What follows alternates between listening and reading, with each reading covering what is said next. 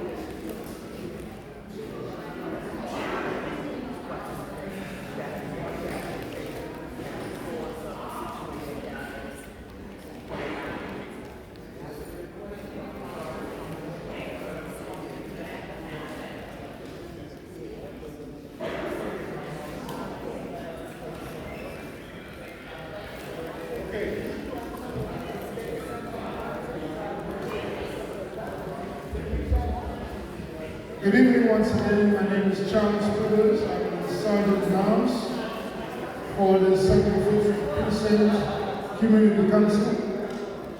I would like to welcome you all to our monthly general meeting. Before we start the meeting proper, I just wanted to go over some house rules. One in particular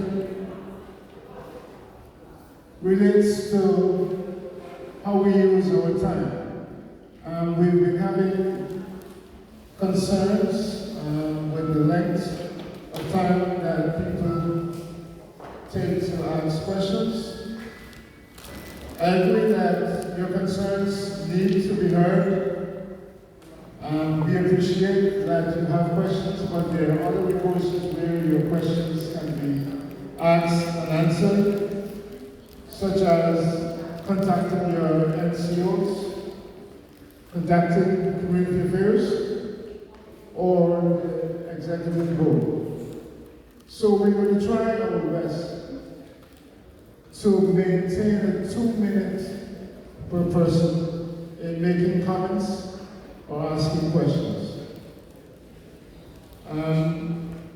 I don't intend for it to be mandated that it happens, but I'm just asking that you show some appreciation and concern for other people who might have questions or concerns that they want to raise. Lastly, just remember that your cell phone should be muted or turned off.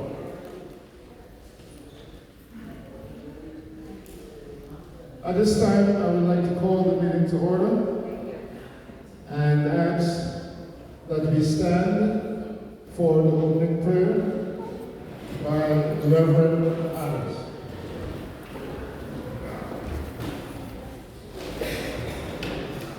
Good evening, good evening.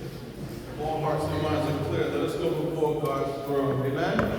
Amen. Our Father, our God, we thank you this here day. Father God, we thank you for mercy and grace. Father God, we thank you for each and every one that's here under the sound of my voice. Father God, we pray for each and every one that's here. We pray, Lord God, that it was not robbery for each and every one of you to come out to talk, to learn about the community.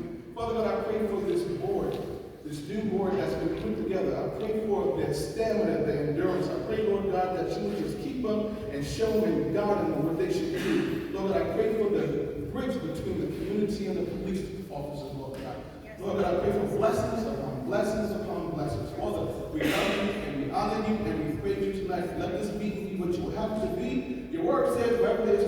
chapter in your name, you are in the midst of, Lord God. I feel your spirit and your presence today. Lord God, again, we thank you.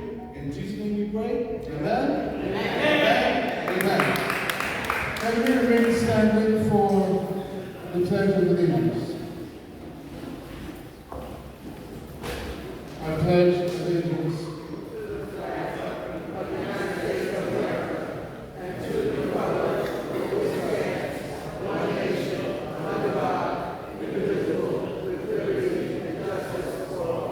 Thank you very much. You may take your seats.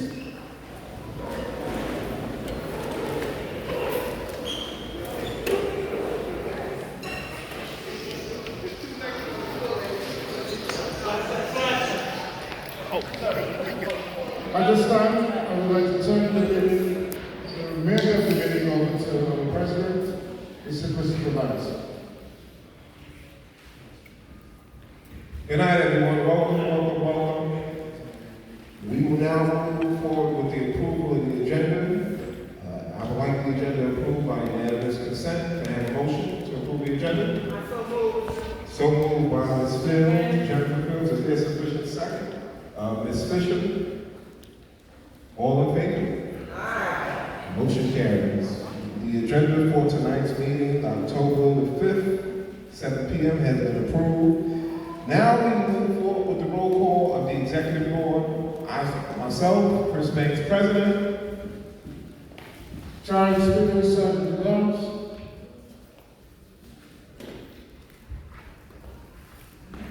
Jeanette Hussein, Assistant Secretary.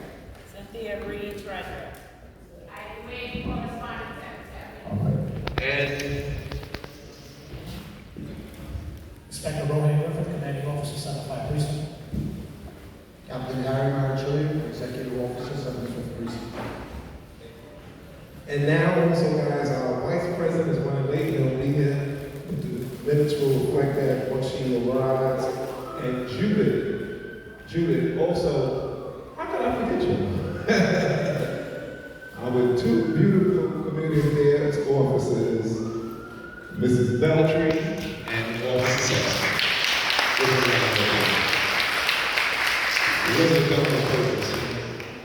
Okay, moving along, guys. So thank you so much, guys. And again, our recording secretary, Judith, hopefully will be coming away when she's running late. But we wanted to move forward on the agenda. And guys, now we will move forward now with the approval or the reading and the approval of the minutes.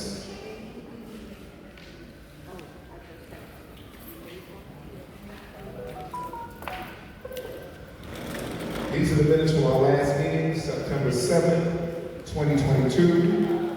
The meeting was called to order at 7:20 p.m. on September the 7th. Opening prayer was done by Andrea Richard. Pledge of Allegiance was done. Executive Board roll call. President Chris Banks, Glenn Huff, Cynthia Reed, Judith Lorraine, Charles Peters, Heidi Way, Jeanette Hussein.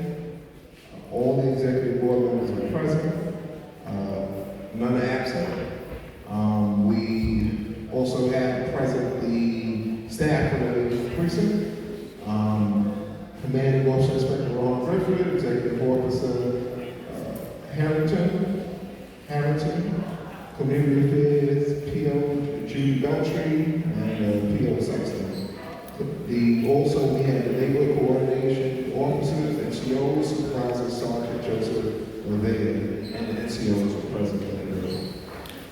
Agenda was approved through unanimous consent. Reading and approval of minutes, there were none, obviously, because we were off for the summer. The Executive Officer's report.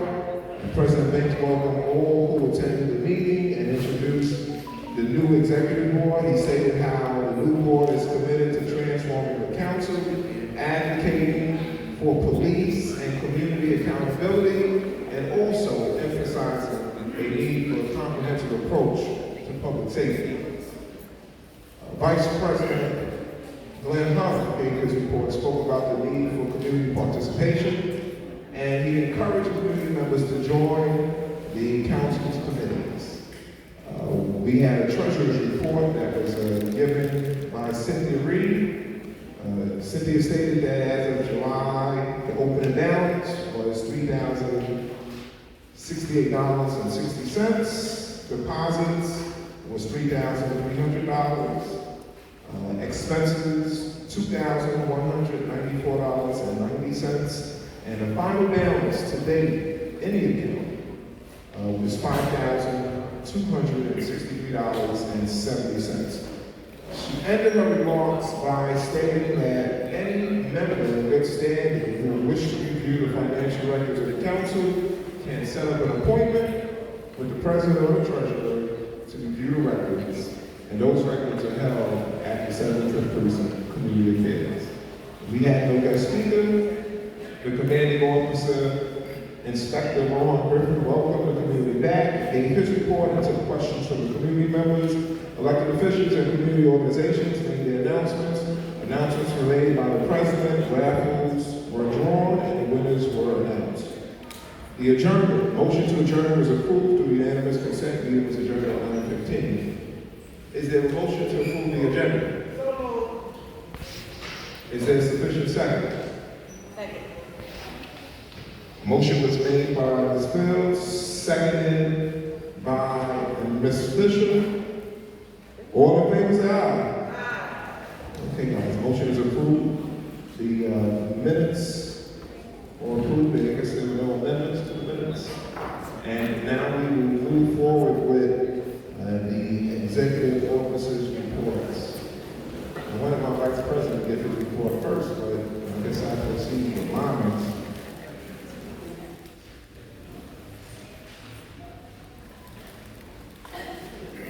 First of all, again, guys, we want to thank y'all for coming out. Give yourselves a round of applause for coming out to tonight's meeting. This is what our community looks like when we come together and we bring our issues and concerns here to the 75th Precinct. As we had stated, again, that one of the focuses of this council was to increase participation. And at our last meeting, we had an excellent turnout. This meeting is definitely another excellent turnout, and we're looking forward throughout this administration to continue to increase participation, and not just increase participation, but let folks know when they come to these meetings, they're not wasting their time. That they're coming to the meeting and getting any issues or concerns they may have, that the inspector is here to answer them, and then we can hold them accountable for the results. We are focusing again on community accountability and police accountability. That's going to be our focus, another focus. Also, guys, I wanted to highlight the fact that it seems like the East New York got a little publicity just recently, this past Sunday, through this series called the East New York. And, you know, I looked at it, I wasn't too happy with the offensive portrayal of our community. You know, so much good stuff takes place in East New York, but it seemed like they missed that. That wasn't part of the script. But these meetings, our voices, we help redefine what East New York is, what we look like, and we're the ones that can determine that. So I don't think any series, no fictitious series, can determine that or make a statement. When we make that, we can make that statement how we're involved in our community and how we live amongst each other.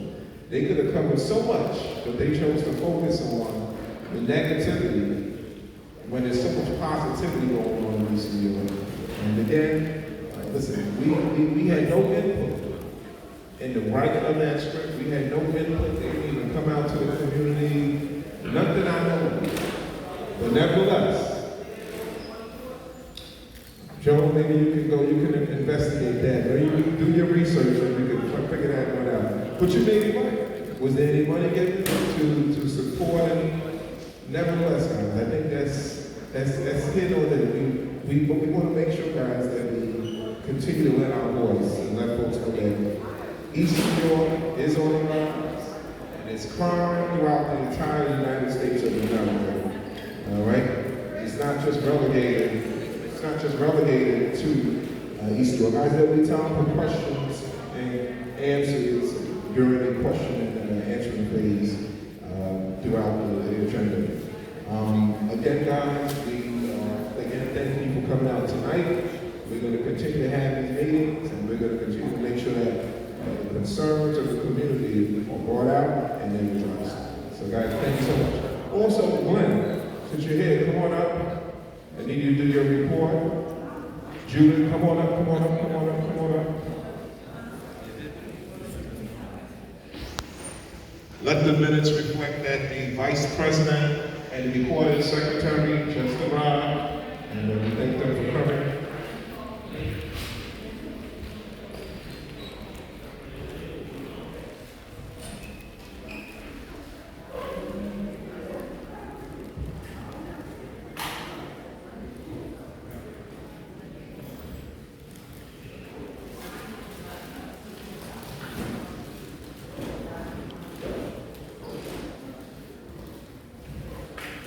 And let me just add a little for Glenn before I call him up. We did something that has never been done for a precinct council here for the 75th.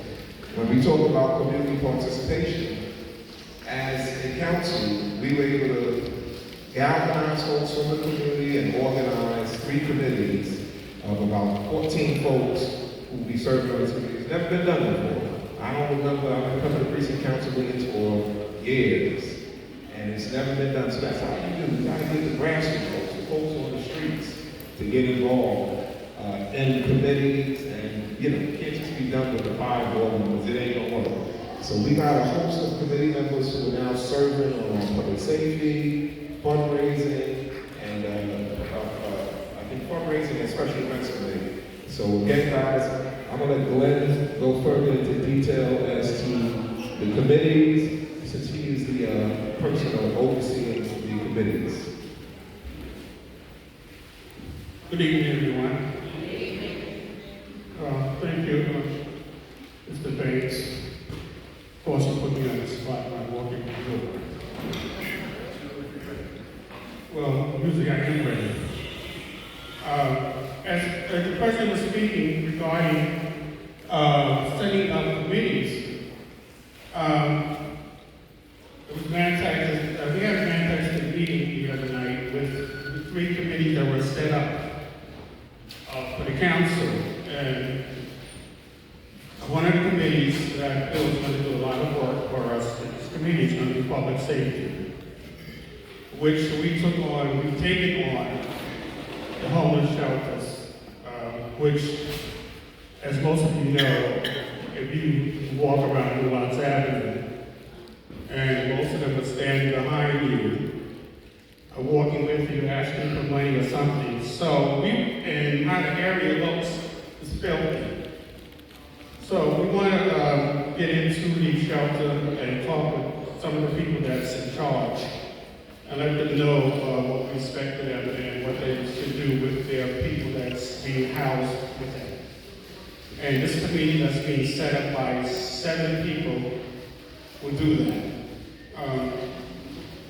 I will not call the names out, but I will call out the chair. Both chairs that sit on this public safety committee, which is Andrea Mitchell. Most of you know who she is. Just raise your hand, Andrea.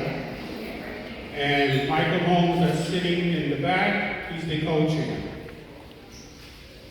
Also on our special events committee, they'll be working as well.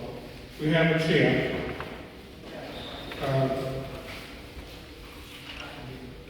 Shamika, very good. Thank you, Shamika. And the co-chair is Larissa. Is Larissa here? Raise your hand, good. On our fundraising committee, we have Ms. Carter. Where's Ms. Carter? But Ms. Carter right now doesn't have a fundraising co-chair, but eventually she will. I thank all the committee members who stepped up to the plate to assist us in our task. We are going to put the 75th on the map, especially public safety, so they understand what the homeless people are doing, and we're going to try to control that somewhat. Because my personal feeling is that they are there. I mean, maybe you might not agree with me, but of course, again, I say everybody needs a place to stay, but, you know, you stay in your home, you stay, your home is clean. It's not built the way you walk in the street at every corner, it's garbage, or whatever else is there. So, anybody else would like to join? We have some openings on our fundraising committee. We have 3 names available to put in place for whoever likes to join the fundraising committee. We appreciate it if you come in and join with us to make it even better for us. So thanks again and to the committees, and they will start to do their work starting next week. They will be on task. And they will be, I'll be overseeing those committees, and we will get the job done. And then next meeting, I will report to you what has been done with those committees. Thank you. Thank you, Mr. Mayor. Give Glenn a round of applause.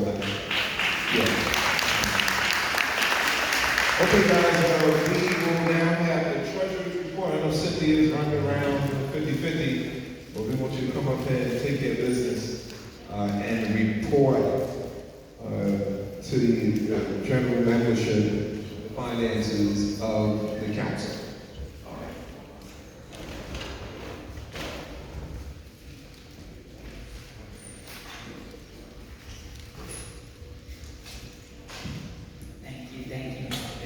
Good evening, everyone. Hope everybody's been having a good evening so far. October 5th, our opening balance was $5,162.56. Deposits made $200.05. Expenditures $354.02. Final balance $5,287.62. As usual, anybody that wants to go over the books, you can always get in touch with Community Affairs, Chris, and myself. Thank you.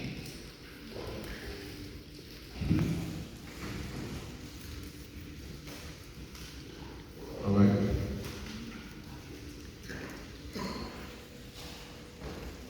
Okay, guys, thank you, Cynthia, and that concludes our executive officer's reports.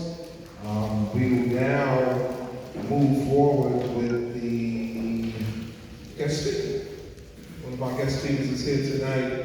Guys, mental health is always a big issue, and I believe mental health is, we all need mental health. We all, in a sense, have going through something, and I believe mental health is the cause for a lot of things that are taking place in our community, but it does get the attention. So tonight, we wanted to focus, and we are going to actually have a guest speaker. We got Dr. Andretta Mitchell, who's going to come and do a presentation on mental health. And again, guys, I think on both sides, PD needs it and the community needs it. Trust me. So we want to make sure that we educate our community. We don't want y'all to come in and leave with just complaints, but we want y'all to be edified and educated. So give Dr. Mitchell a round of applause as she conducts and Every time I have the mic, I want to say praise the Lord, everybody. East New York, we made it through COVID. We made it through. Thank you, Executive Board, because this is important. First of all, I wanted to break the stigma of mental health in our Black and brown and our Black communities. Asking for help does not make you weak, it makes you strong.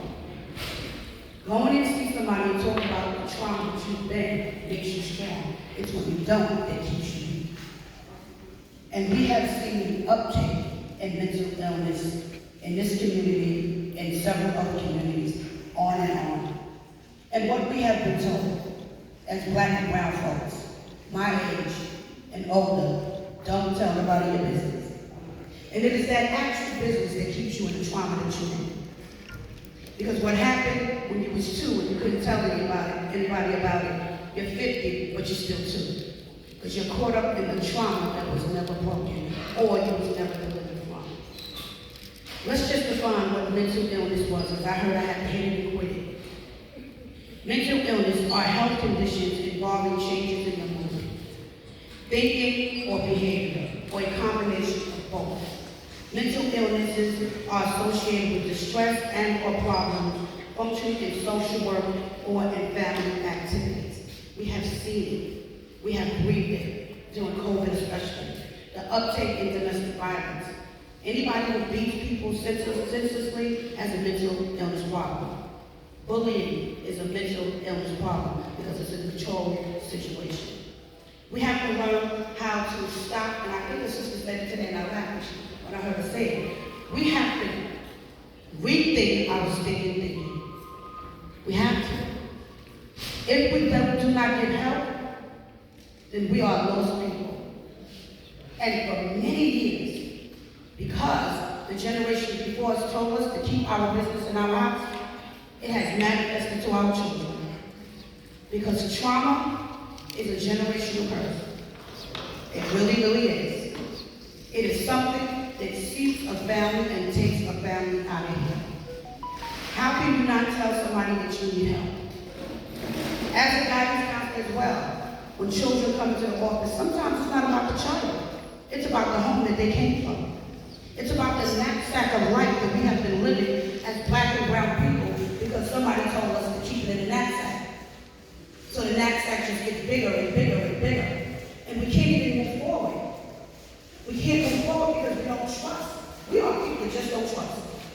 We don't trust, we don't want to tell people our business. But in my church, people like when I say I live very transparently because I am free. I am free. I am free of whatever trauma I went through because I went through it.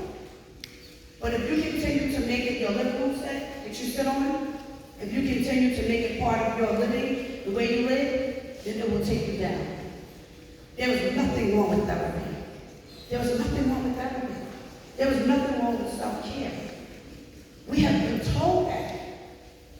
But our counterparts are getting help. Even our blue brothers, it does not make you weak. You see a lot in your day-to-day operations. You see things that we don't see. But there is help. And it's important to get help. How do you get help? See a therapist.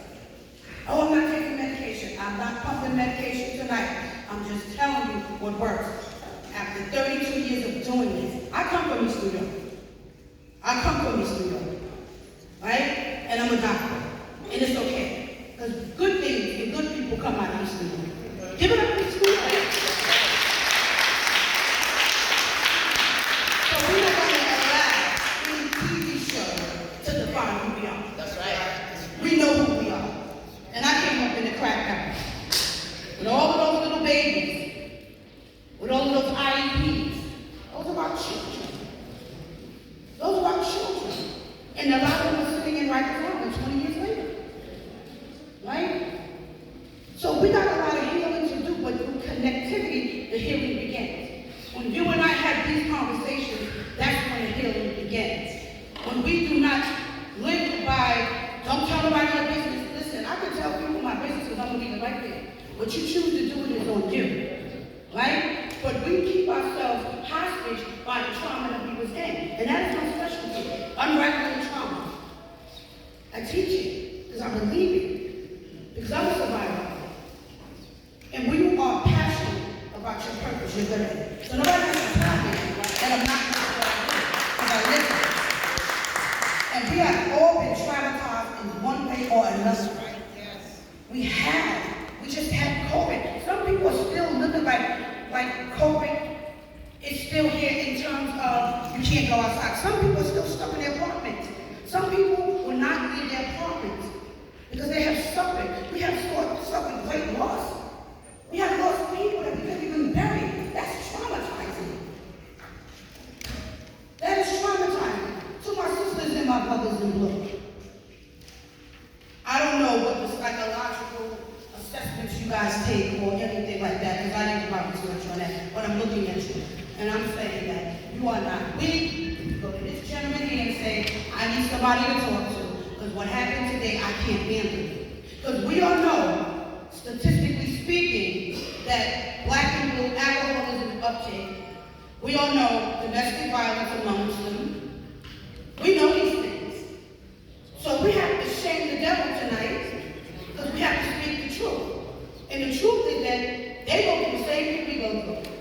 And they see a lot more than we do. And they were probably told the same thing we were told. If you go and tell somebody that you can't work tonight because you're emotional, they don't think you're going to have their back, because they deal with dangerous situations. But the point is, help is here.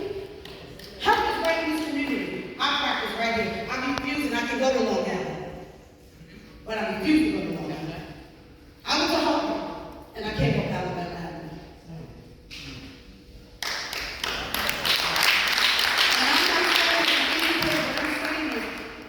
Think about ourselves is what we are.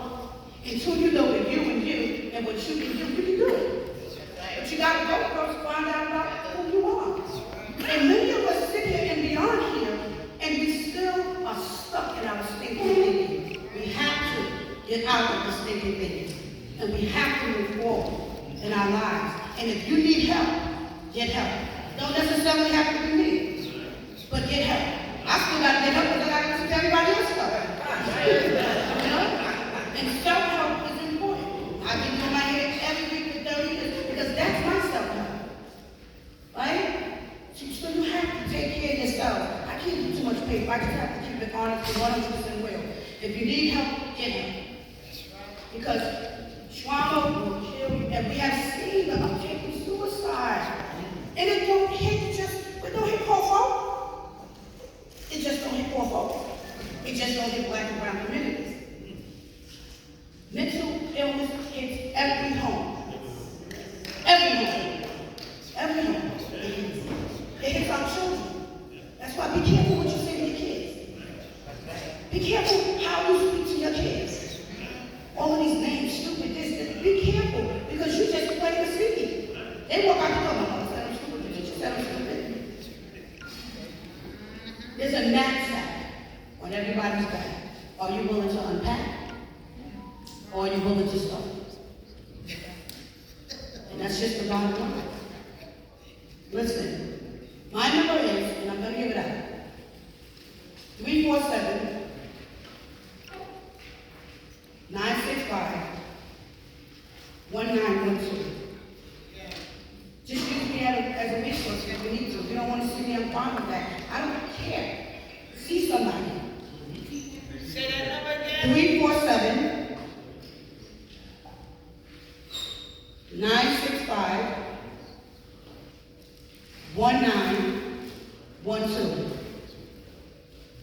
Don't be ashamed of your mental health.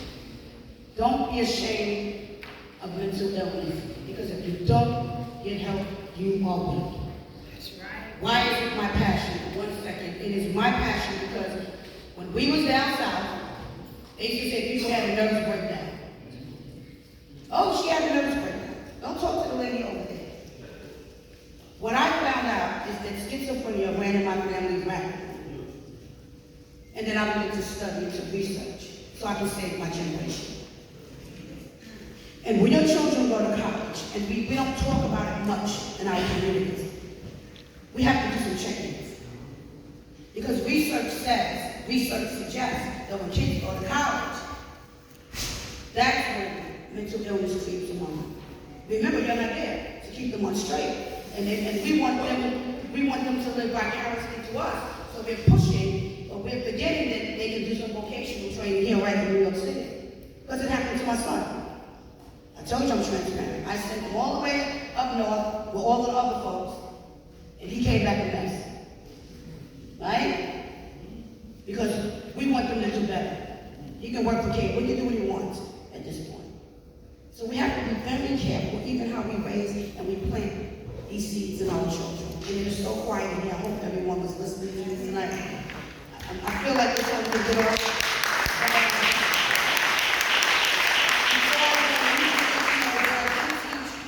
Psychology in seminary. Because let me tell you something. You can go to the pastor, he can put some oil on you, and he can rub you down and speak some tongue. But until you are delivered mentally, and I'm not saying that against pastors because I'm a teacher.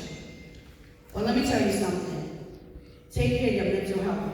Watch your children. I specialize in autism as well. Watch your children. Thank you.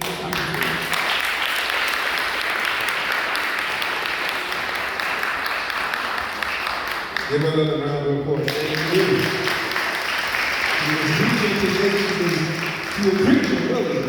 But we definitely received everything, and hopefully folks can utilize the information she gave. But she gave her number. So listen, this is a resource in the community. Someone that lives in East New York, right here in East New York. I ain't gonna give you an address. Goes to church here, works and cares about the community. So we want to thank you, Andrea, for imparting that information. Hopefully folks in the community take it back. Just don't keep it when you go home. Take it back, spread it throughout the community, that there are folks in the community that can assist you if you need to talk to somebody. That's basically what it's about, a conversation about life. Okay, guys, now we talked about mental health. Now we're going to talk about our youth. We have a youth program here in East New York, actually all throughout Brooklyn. Mr. White, are you going to do the presentation, or is the CEO? Are you going to come on? You got 2 minutes to talk about the young folks and the program that you have here in the community all throughout Brooklyn. But you are a resident here in East New York, and I just wanted to bring in these are our guest speaker. Give our guest speaker a round of applause. He's representing Reform for our youth program, and he's one of the directors of the program. Thank you, Mr. Banks. I'm just here to talk briefly about our youth program. I know some people know about the basketball traveling team like Riverside, Gauchos, and so forth. Those are programs been in existence since I was for Gauchos. Our program is put together. We All Stars is called. It's a traveling AU team. The rules and regulations to go to a lot of these traveling tournaments. You have to have your kid go to school, good report cards. If his report cards is not up to standard, he cannot play in the tournament. Okay? He has to be age approved. If he's not age, if he's 12 playing with AU, the team gets kicked out tournament and they won't be going traveling to any other tournaments. So you have to be careful about that. Grade appropriate too, as well. We've been in existence for about maybe 10 years. And my son plays for the team. He's 9. He 10 in November. Last year we went to Pennsylvania, played the school for the East Coast Nationals. We went 5-0, took the championship, and the championship that we played against was Kevin Durant's team, ranked number 3.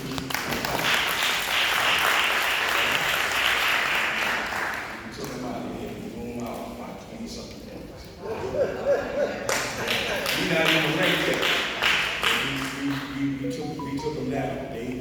They tried to give us a little football and stuff. And we find out we were playing with them in the championship. They came over to us and sized our players up and stuff. But our players was tough enough. We came from Brooklyn. So we know what to do. We know how to handle it. So we went out there and handled it. So they're looking for us to come back. A lot of this traveling that we do, we fundraise. We go hard fundraising and so forth. So we've been to Pennsylvania, we've been to Maryland, we've been to New Jersey, we've been to Connecticut. So they've been traveling. So we have a group of 7 U, 8 U, 9 U, 10 U, and now we got 11 U. Most of the programs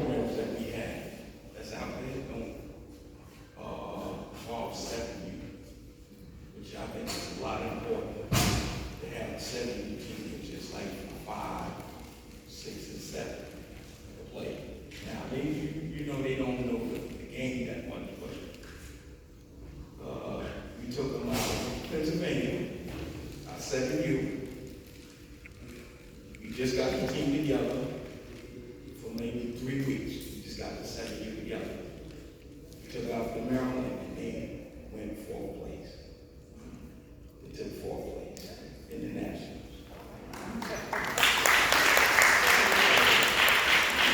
We work hard with these kids. We don't have a gym that we have, but we rent it and do fundraising. We pay for gym time. And we work on the practice room, work on the fundamentals and stuff. We also want to work on their minds. It's very important to work on these kids' minds. You see what's going on out here today. We all see what's going on out here today. And we got to work on these kids' minds. Keep them engaged in something activity-wise. Get them into schools, good schools, and get them good education so they can have productive lives. And that's what we're about. We all start. Now, my friend that is head of this program is William Francis. He's at home right now. He got under the weather. He can tell you more about the program because he's been coaching for 27 years. He coached a lot of high school players that's in college and pros. So he's a very good coach, very hard coach, very strict coach, old school coach. He yells. He did a lot of yelling at my son. My son came back to me and said, I don't think I want to go back. I said, don't worry about it. You're going to work on it, and you're going to be fine. So now he don't even pay no mind. It's something that, it goes to 1 year, come out there, and he keeps it. But that's what I want to say about our program. And we get fundraising, like I said, to all of most of the parents that's on the team from 7 to 11 years. Fundraising to keep these kids traveling. So we're trying to get sponsorships and other programs and corporations to try to fund what we're trying to do. We buy uniforms and so forth. We got uniforms that we do fundraising and so forth. So that's all I wanted to say. Amen. Thank you. The program is up in Manhattan. That's where it's at. That's where he's at. But we serve the people in East New York. You got like 7 kids that's from Brooklyn, from East New York, that goes up there to travel. So that's where we are. Okay? Good job. Just a quick reminder, there is still time to purchase raffles. Those who have not yet purchased and would like to do so, kindly raise your hands and the secretary will accommodate you. Secondly, treasurer, sorry. Secondly, if you have completed your suggestion cards, just raise your hands with the card and I'll pick them up and just drop them in the box. Thank you. Thank you, Mr. Peters. Okay, guys, now we're going to move to a part of the agenda, which to me is one of the most important parts of the agenda. This is where we get to hear from the inspector, and this is the accountability process. So, to the inspector, Inspector Griffin, welcome. Give him a round of applause. He will now give his report. Thank you, Chris. Thank you, everyone in attendance tonight. First and foremost, give a round of applause to yourself coming out of this. When I saw the weather earlier, I was a little concerned that we might have a light attendance, but looking around the room, truly New York fashion, everybody's coming out to make sure that they take part in this collaboration that we have going on. So thank you for coming out. It's much appreciated. It's much needed. Before I get into a couple of things, I want to take an opportunity to say congratulations to my NCO Sergeant at the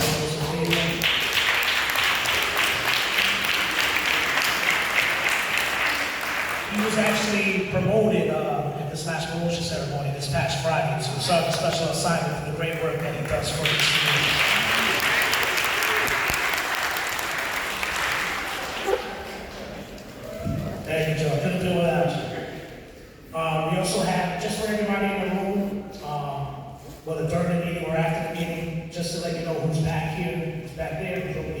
obviously, in that community, we have our community affairs officers who do a great job with sex and adultery.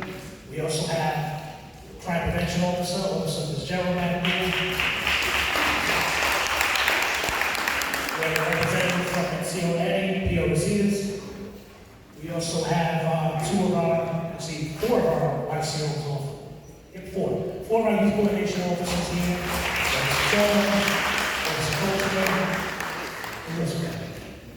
We got the Susan back there, we got the Caballero back there, and then we have two of our domestic violence officers, Officer Andretti and Officer Susan as well. So,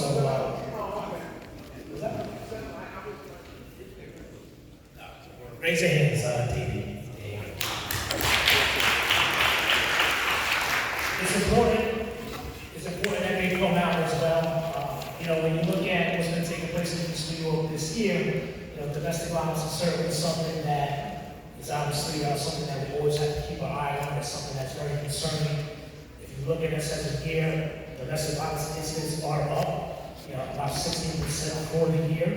And, part of that is increased reporting, which we always encourage. We encourage anybody that is experiencing issues in the home as it relates to domestic violence to report those incidents.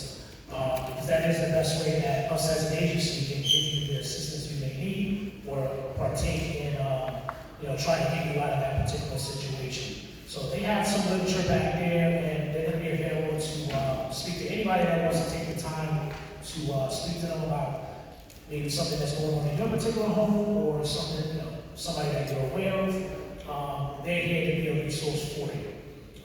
We have a whole unit dedicated to domestic violence issues, supervised by a wonderful Sergeant Mannix, and they're here to make sure that if you're in a situation that you need to be out of, to steer you in the right direction and help get you the resources that you may need. So please utilize them. That's what they're here for, and I encourage you to do so. And anybody else that you may know.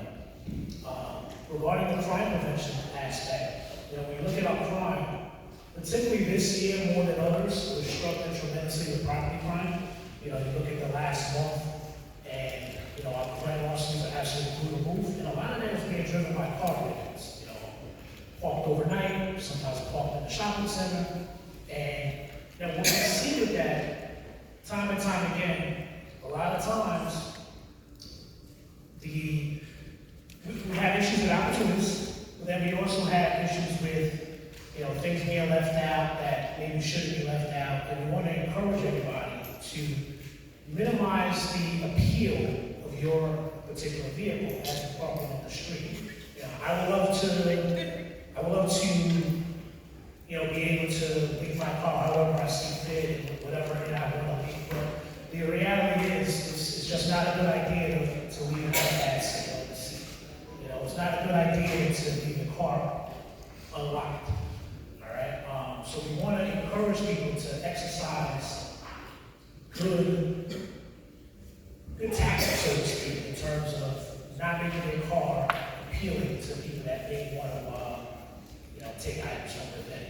But we're struggling tremendously with the car plate. So he's here today to, one, if you're interested, explain some of the resources that the police department provides in terms of kind of making your items less appealing, Operation ID, some other initiatives, and in addition, to provide literature that kind of helps explain some of the best practices, so to speak, in terms of leaving your car unattended. All right? So please take advantage of that resource as well. And the coordination officers back here, they have a wonderful event coming up this Sunday, October 9th. When you guys want to come in and briefly talk about it, it's a wellness fair that they're partnering with some other agencies. They like to be shy, like to be heard.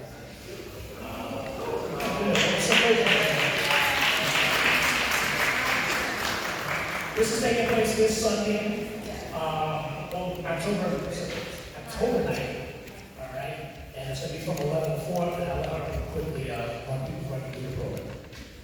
Good evening, everyone. My name is Organization. I'm the youth officer at the 75th Precinct. This one is sponsored. I have no idea if this is happening, but I'm triggered. So it's going to be like a mental health and wellness type of fair. We want to be during a meeting for the youth, but their parents and everyone is invited and welcome.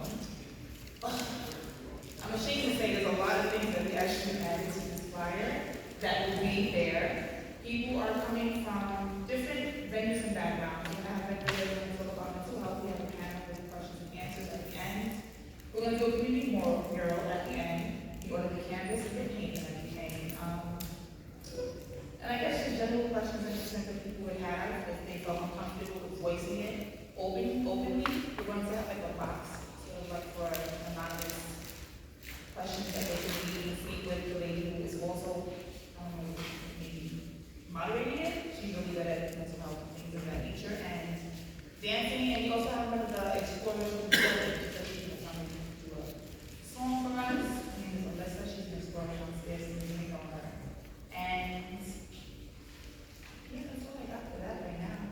But many things will come to me after this, of course. But right now, I think I'm got much what I see.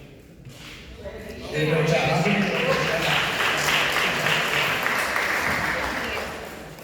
Excuse me, the location of the day? I got you. The location is going to be Green Gems Park. That's Right at here, home. Mr. J. Excuse me, Garden. You're right. 147 Fountain.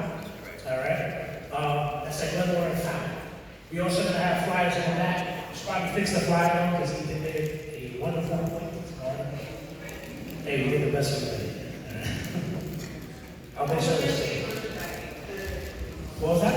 Oh, I'm sorry. The date is Sunday, October 9th, and it's going to be from 11 a.m. to 4 p.m. All right? Just a couple more things before we take questions. I know the last time we were here, somebody brought up issues about the old men's shelter over there by Noah. So I went back out there and I took a look at 100%. I see what you see. So what we're trying to do here, obviously when you look at the issues over there, and some of the other areas in the command as well, a lot of that is going to require services beyond the police department. So we're definitely seeking to collaborate with relevant agencies as well as community-based organizations and so forth to see what's the best way to tackle this and get other people involved. So we already put some feelers out to BRC, which we call it ICL, and some other agencies as well, and organizations as well, to come out and assess that area. Not just over there, but also over by Sankofa Playground, Blue Box of Cleveland, that whole area over there, in which homelessness and mental illness and some other issues is evident from walking around and patrolling the area. So we're going to keep trying to bring other people in because that certainly should not just be the NYPD, but trying to address that issue. We're not always our way out of that problem, nor should we. All right.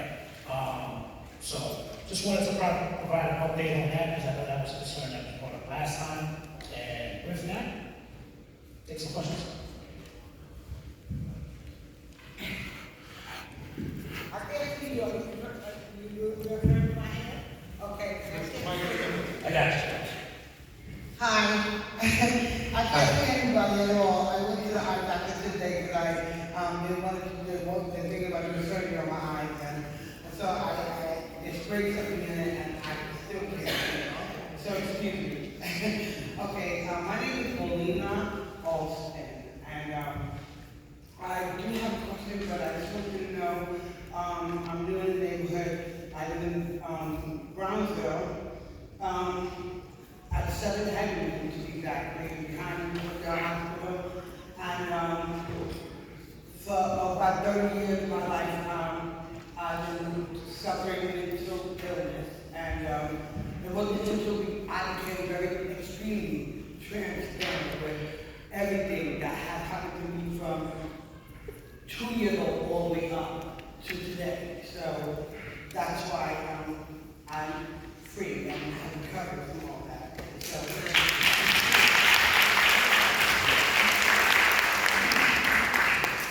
one day I would like to speak up there too and tell my story. But okay, I do want to know because it's like by the grace of God.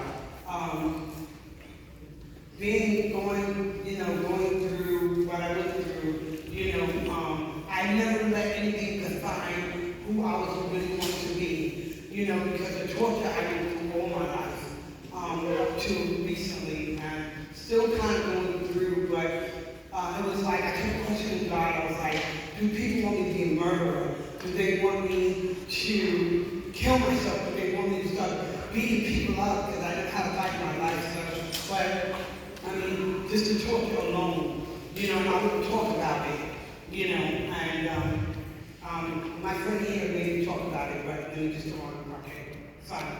Okay, so anyway, I want you to know, like, I don't have an organization or anything like that, but would it be okay if I would donate to NYPD personally?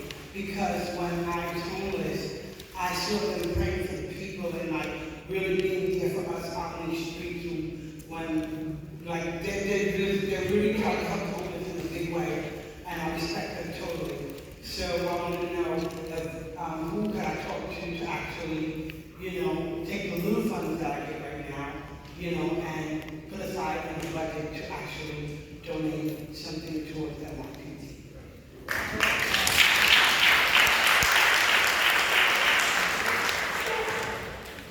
So as it relates to the police department, we have a police foundation that provides things for the police department. It's actually a lot of our programs and stuff like that is funded through them. To be completely honest, I'd encourage you to donate. I'd encourage you to donate to some of these smaller organizations here in East New York that needs to provide services to the people that live here and stuff like that. That might be so if they the best use. just let me know, and I'll be for you. Mr. Soto remind me, also donate to the Southern Police Community Council. Would you prefer to donate to the council? Would you prefer to donate to the council? Yes, ma'am.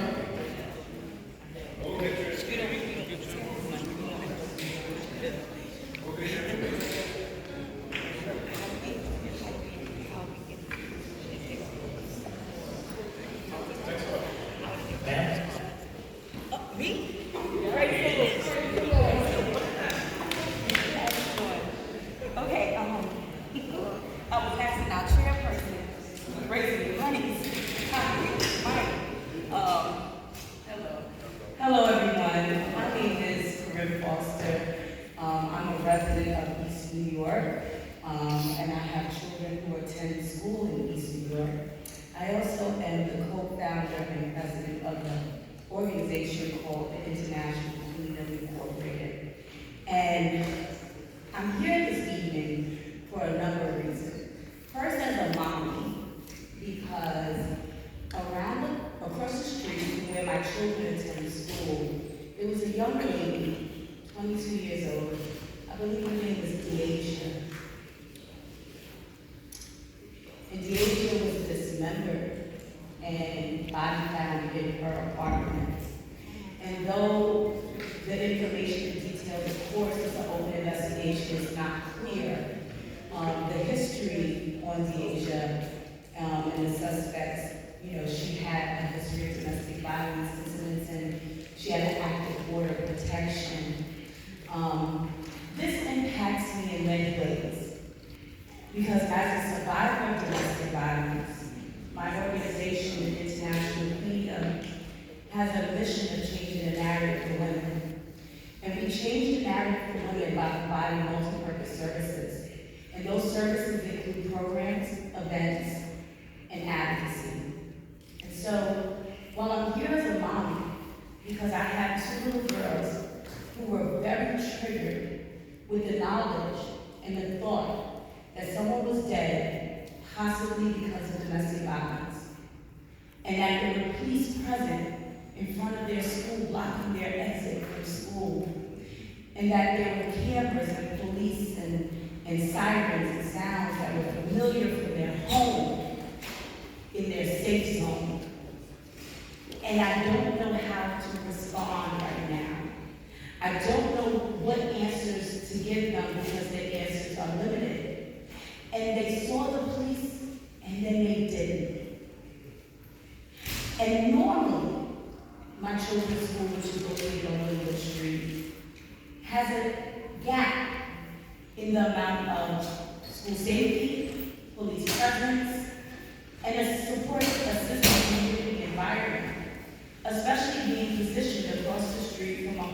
which some of us know to be rather seedy, across the street on Atlantic Avenue.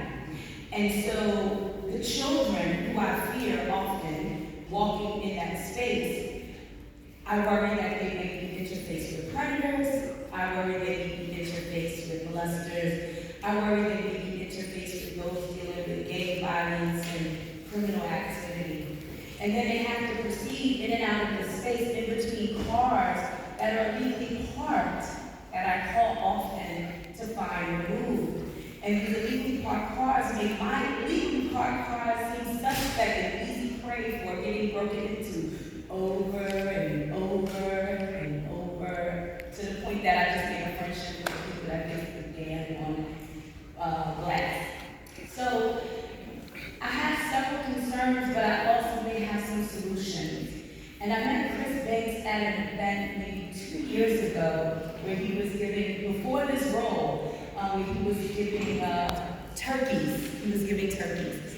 And so when I saw the post, it created an opportunity in the space, not only for me to voice the concerns, but also to try to be part of the solution. My organization is hosting a night for survivors in a secret location on October 15th. And anyone who's in the space that is a survivor, we have some sponsors that will give a $100 donation for your ticket. Please let me know.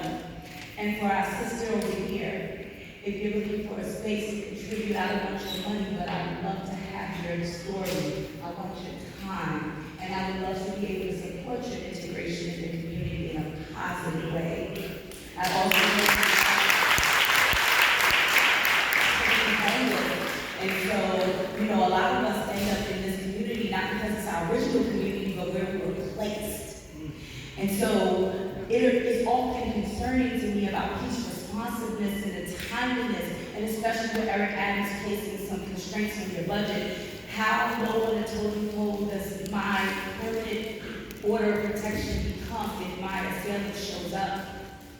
And so those are my concerns. Where are you guys? How do I find you guys? How do I get more of you guys to maybe be more in a preventive manner? And if there's not money in the budget, how do I advocate to get it for you? Thank you all. My name is Chris.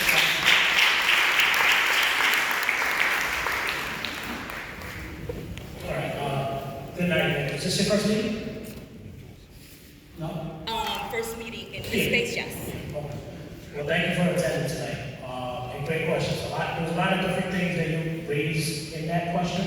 So I hope I don't forget anything, but let me, I'll try my best to tackle everything you mentioned. And first and foremost, I want to start off by saying,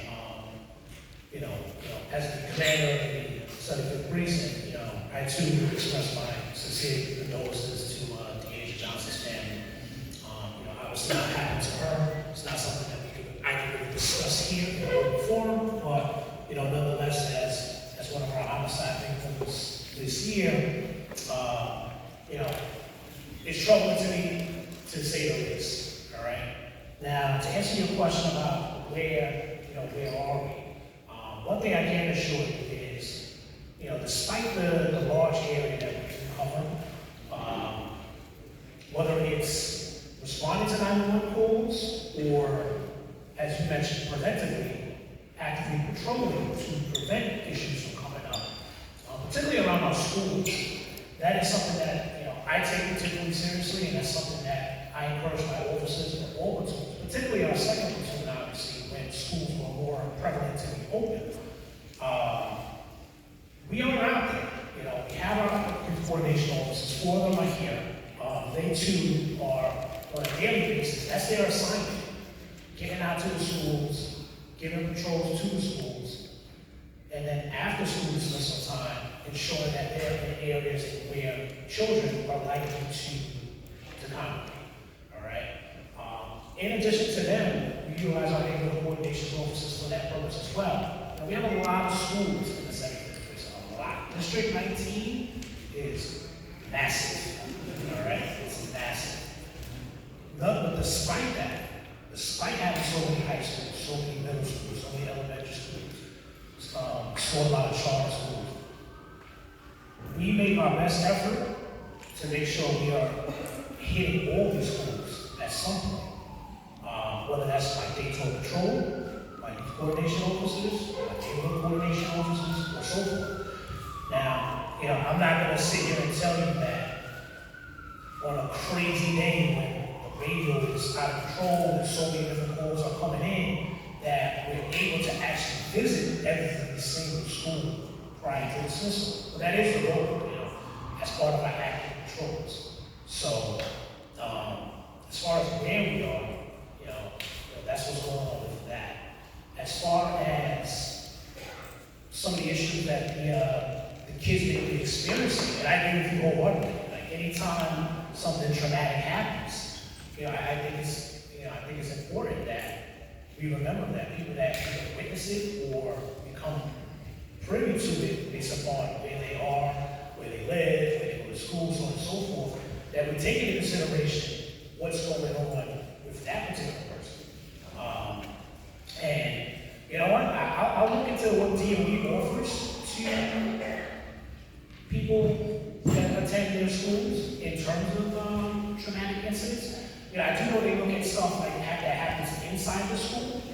If something traumatic happens, and they definitely do stuff for when, like, let's say a student or a teacher is involved in something traumatic, and they do offer services in regards to that. But that's a good question about across the street. I don't have that answer. I'll get that answer. But I agree with you. That's something that, obviously, being so close to the school, it is a traumatic experience, and it is something that we should take into consideration as to how the youth are interpreting that information. As far as them being intercepted or running into gang issues or things like that, that's exactly what we have these youth coordination officers out here for. A big part of their job is trying to get the kids away from some negative situations and give them positive things to occupy their time with, because as we all are aware, and kids with idle time find all sorts of things that they probably shouldn't be doing. They find time to do. All right? We're all young at one point in time. We've all been there, and we try to fill that gap by offering something else for them to do. But let's be honest, as great as those 6 life skills that we have on, no matter what we do or say, there's going to be some people that don't want to interact with them. And that's fine too. I would like for that not to be the case, but I'm a realist as well. But then that's where all the other organizations and agencies that are out here that come to UCR each and every day, cycles each and every day, that's when it's now their turn to get that kid out of that negative situation or offer things for that young man or woman to do. And that's where that community collaboration and partnership comes in. So, I agree with you. There's a lot of work to be done, but I do think we are, particularly as an agency, where in the last couple of years we've been, shifting from solely just, enforcement, police, and traditional police services. I think we are doing a much better job in trying to engage youth and pave a different path for them that doesn't lead them down into the criminal justice system. Hope I answered your question. We can meet. Sure. Thank you. Ladies and gentlemen, while your questions are very, very important to us, we ask that you appreciate the fact that everybody would like to be answered and heard. Doesn't mean that we don't think that your comments or your concerns are important, but I'm asking you to be please be concise as possible in your comments and get to your questions so that we answer and other people who have questions can have those answered. And for anybody that's not able to get their question answered at this immediate moment, my NCOs and YCOs, and the DB officers, they are going to be standing by. My executive officer is going to be here as well to field anything that is not able to be asked, at this given time.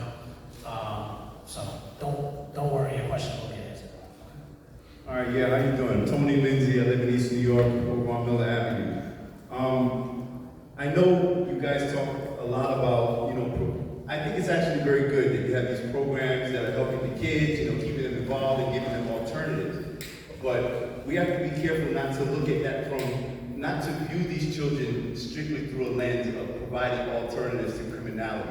Because there are a lot of other kids in this neighborhood who have alternatives and who are good kids, but yet they're still being threatened by a terrible quality of life. And I know the NYPD, you guys are focusing a lot on violent crime, but what a lot of people don't seem to understand is that quality of life issues lead to violent crime.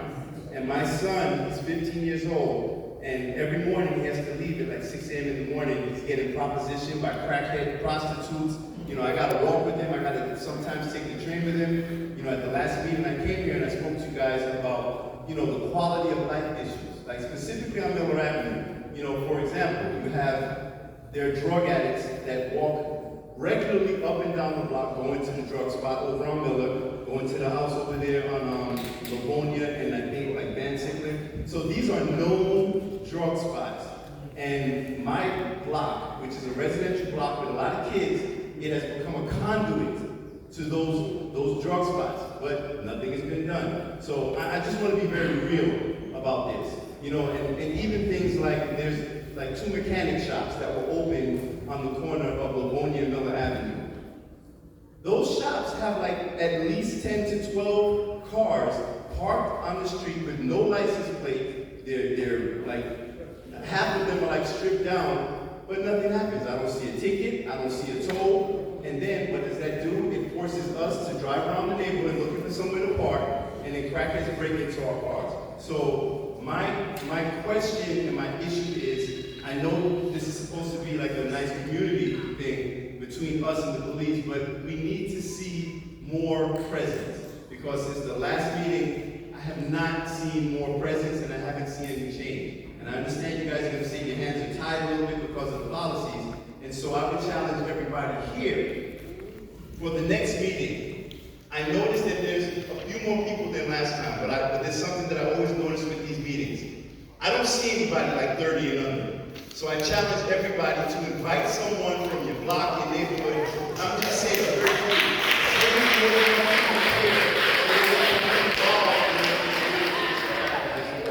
Sorry to go so long.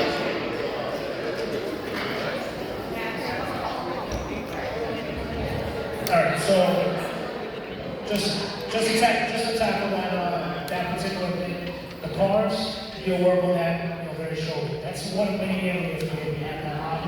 All right, you have you live here, there's a lot of auto body shops throughout the command, and they all have the same problem. We have done operations in the north side, getting other agencies involved, as well as NYPD, to come and remove those vehicles. Depending on the condition of the vehicle, it may be an NYPD tow, it may be a private tow, it may be a sanitation tow. So you're talking about issues that goes beyond just the police department. So that's why I was talking about earlier about that collaboration and bringing in other agencies and resources, because a situation like that, you do have to work with other people. But maybe just for that mechanic shop, Sergeant Weaver, he got it, and he took notes, we'll hit it. We use better terminology. We'll visit that location very shortly. Miller, I told you last time, I'm very familiar with the conduit, same thing with Livonia and Sealand. I'm gonna be straight up, I can't speak to everything that's going on over here in open forum, I just can't do it. But what I can tell you is we are aware of the issue, and I am actively working to do what we can from a police department standpoint on that issue. And then going back to the collaboration again, trying to, because once we do our part, what happens after that, once that case is over? I would like to see a time in which we do our part, then somebody else now comes in to kind of continue to follow up, so that same person isn't back doing what they were just doing, 3 months prior. So I'm gonna be honest with you, we hit the same locations over and over again. You mentioned a couple of drug houses. The police department goes into some of the same drug houses over and over again. How do we stop that beyond arresting them over and over again? It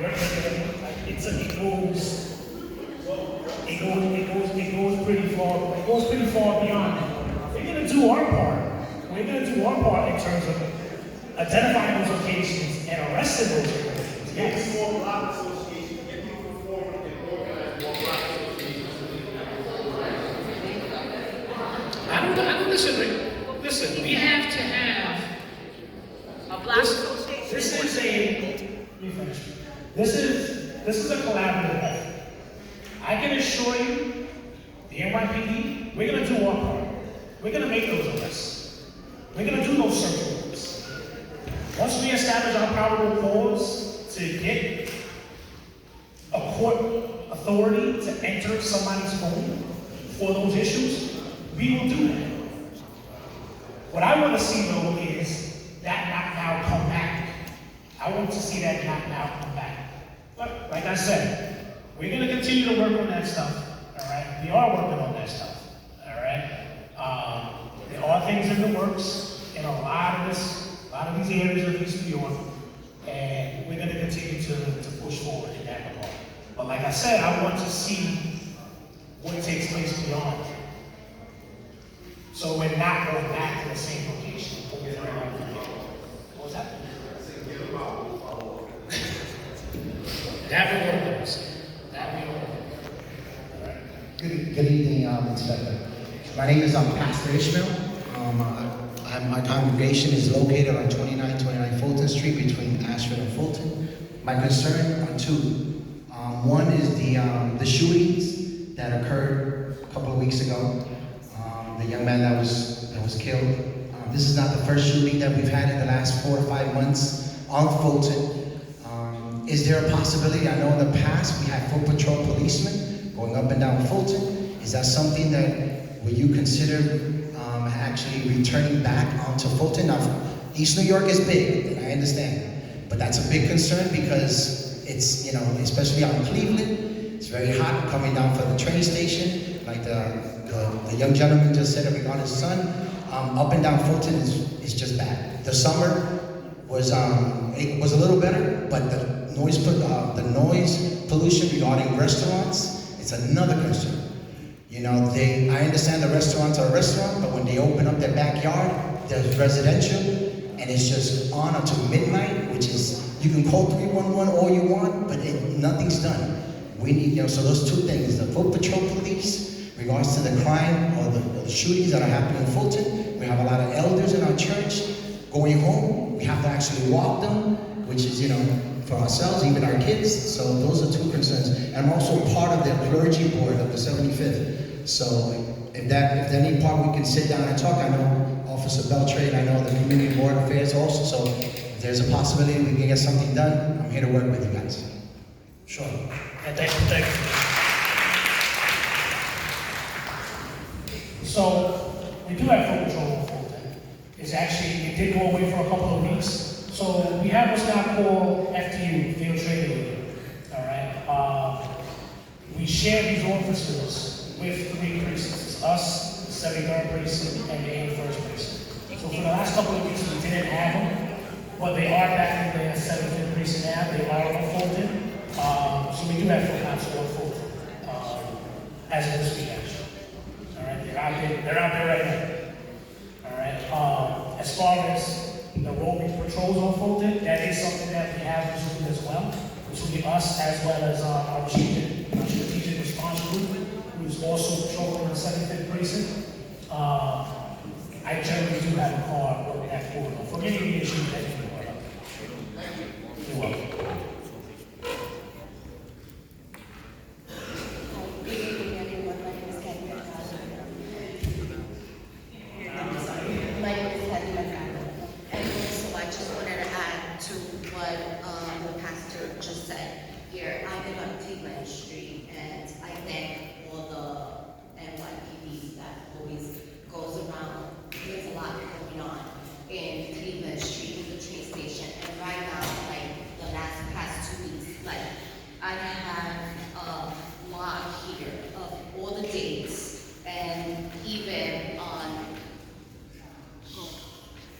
It's just ridiculous what goes on only in one day.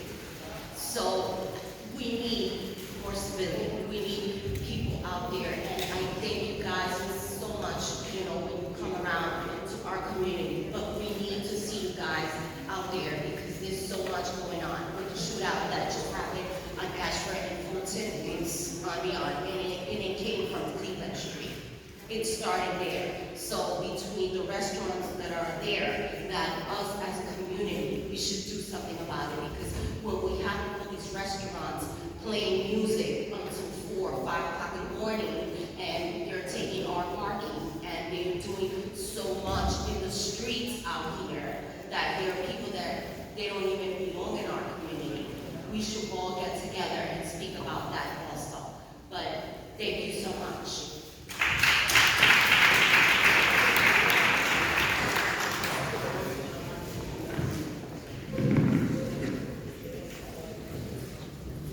Good evening, my name is Eric. Also have a quality of life community issue. I would like to know why are all the cars allowed to park on the sidewalks? Another thing is, they used to, before the pandemic, the police department used to be at the bus stop, at the stoplights, and would actually write tickets for the cars that are running the stop signs, speeding throughout the neighborhood, and I have yet to see that reoccur. That's a quality of life. That's why there are so many people around, and people are getting mowed down the street. I almost got hit by a car ran over in the wintertime. There's no police sitting at the corners anymore writing tickets like they used to. What location? Warwick and Lake. All right, so just to speak to traffic enforcement, and executive officer oversees that, but the Center Division has written hundreds of tickets for movement violations. If you have a particular concern about Warwick and Lake, I'll bring that to my officer's attention, and we'll step up enforcement over there. We generally focus our enforcement on areas in which we have documented issues, whether it be collisions, community complaints, and whatever the situation may be. Information from other agencies and so forth. Now, obviously, we could be driving around anywhere in demand and see something that we decide to enforce. That's, we take that into account too. But as far as it relates to somebody sitting on a stop sign, sitting at a red light location to monitor it specifically, particularly a large command like this, we kind of have to choose where we're going to do that. And a lot of that effort is going to be done at locations in which we have serious collisions, we have, inordinate amount of complaints, or we have other reasons to believe that there's frequently people being disobeying the traffic rules and regs over there, or the VTL there. So work and wait is on the radar. I'll make sure we do an extra enforcement on that. Hi. Hello. Good evening. My name is Mercedes Santos. I just want to thank you for the work that was done on on Ridgewood Avenue and Hemlock in front of Deli Bananas. You guys did a tremendous job by cleaning that up, and that has helped us a lot. Thank you. But my concern is, do you correspond with transit? Because many of us use the J line. Many of my family members or people on my block, because they live throughout the city, and they leave 3, 4, 6, 7 o'clock in the morning. And there's a lot of drug activity on the corner, especially the deli, on Crescent and Ridgewood Avenue by the train station. There's a lot of crime that are happening on the J line. So my son texted me the other night. He's like, be careful. He warned his sisters. They're smoking crack. They're acting up. On my way here, a gentleman was smoking his pipe really hard on the by the booth. You could tell by the way he was doing it. And when he was asking for $1, he was upset with the people that didn't give him $1. He started slamming the gate, going to the gate, all that. I was concerned. I'm like, oh, I hope he doesn't come after me. I gave him $1, whatever, But are you corresponding with the transit CO? Because we are residents of the J line, of the J train as well. To answer your question, yes. Sir, just before you answer, I'm sorry. I'm going to ask that people desist from videotaping these comments and these questions at this time. We need to have some privacy in terms of people airing their complaints. So if you can desist from videotaping, we'll be fine. Thank you. To answer your question, yes.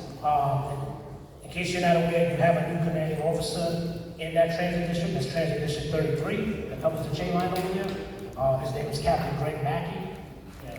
If you like, I'll encourage him to come to our next meeting. But he's there now. I've known Greg a long time. So yes, we do collaborate. We do speak with him. My officers collaborate with his officers. And we do joint operations, whether it be on the train or other locations within the community in which there's a transit and patrol service spirit nexus. So we do collaborate on a frequent basis. I'll bring those concerns about the station over there at Crescent to his knowledge, and we'll work to tackle that the same way that we did the headline issue. Thank you. Good evening, madam, everyone. My name is Godfrey Campbell. I live between Newlands and Egmont on Hendricks. I did complain about the issue of parking violations, drug use in an abandoned house at 717 Hendricks, as well as garbage dumping in that particular property. I must say we had mixed results. Sanitation and whoever were involved did do some cleanup. The cops did issue tickets for those parking violations. However, there is not consistency because I saw it happen once, and I haven't seen the cops turn up. And we have a chronic problem. Folks are parking the vehicles or leaving the vehicle at a spot when it's supposed to be clean. So I would like to see more consistency with the ticket agent or the cops issuing tickets for that purpose. The other issue we have is folks are still defecating and urinating on the sidewalk during the daylight, or 5 p.m. in the evening one day within this week. I was going home and a lady was actually defecating on the sidewalk. And as you know, my location is next to a shelter. Or this shelter, there's a daycare center. We have the abandoned property, and neighbors are complaining that they are receiving tickets from the sanitation department when in fact it is the abandoned home where people are dumping the garbage. They're responsible for those. They are being accused of not maintaining the quality or the place in a sanitary manner. My suggestion is, if we can get sanitation to have those sweepers and the people operating the trucks to make notes and report back to Central those chronic issues like garbage is dumped at a particular location is not properly put in bags or in containers, and whether or not people are parking at a particular location when it's time to sweep, they're not able to sweep, they should report it back to Central, and I think we get results.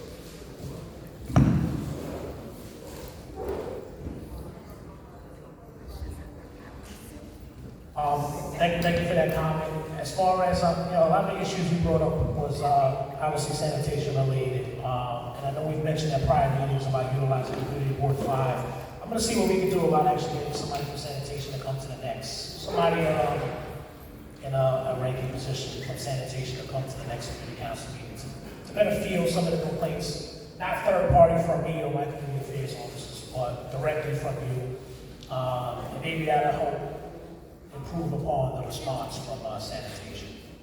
So we'll work I'll work to see. I can't make a promise that, but I'm gonna do my best to get a good representative from sanitation to come in. We have some elected officials here as well. Maybe they can push for the issue as well.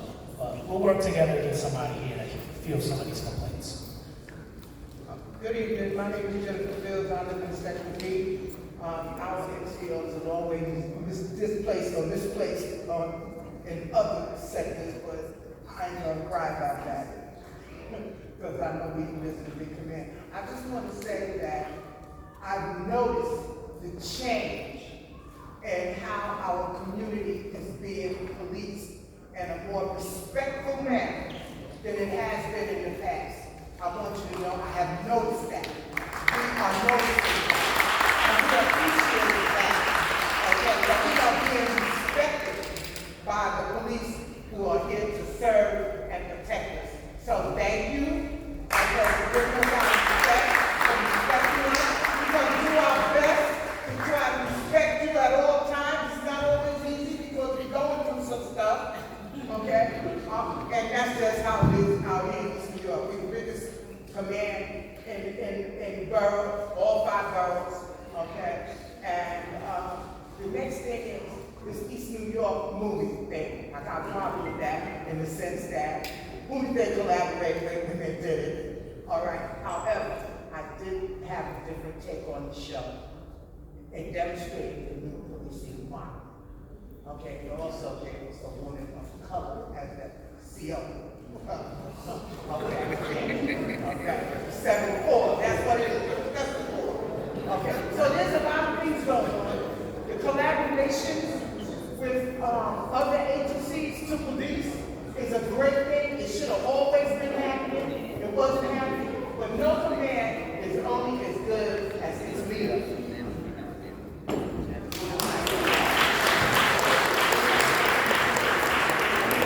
Thank you, Mr. Wilson. All right, anybody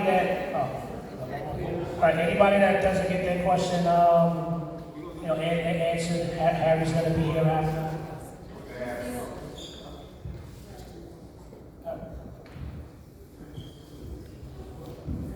I think it's important, like I said, I live in East New York, I'm 55 years old, I'm a second father of 15 old. And I just found something out this year that you guys have programs for the kids. Like my son played basketball recently. I have a hard time getting my son all these positions. You guys have my son out there cleaning the feet. There's a lot of programs out here that we don't know about. Yeah, like I said, you guys have a lot of programs for the youth that a lot of people don't know about. This I'm 55. My son lives in City is 2. I just found out that you guys have a basketball team. You guys have my son out there cleaning graffiti. I can't even do the wash dishes.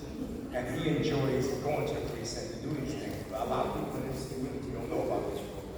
I think you guys are educated. Inspector, how many more questions can you? Okay.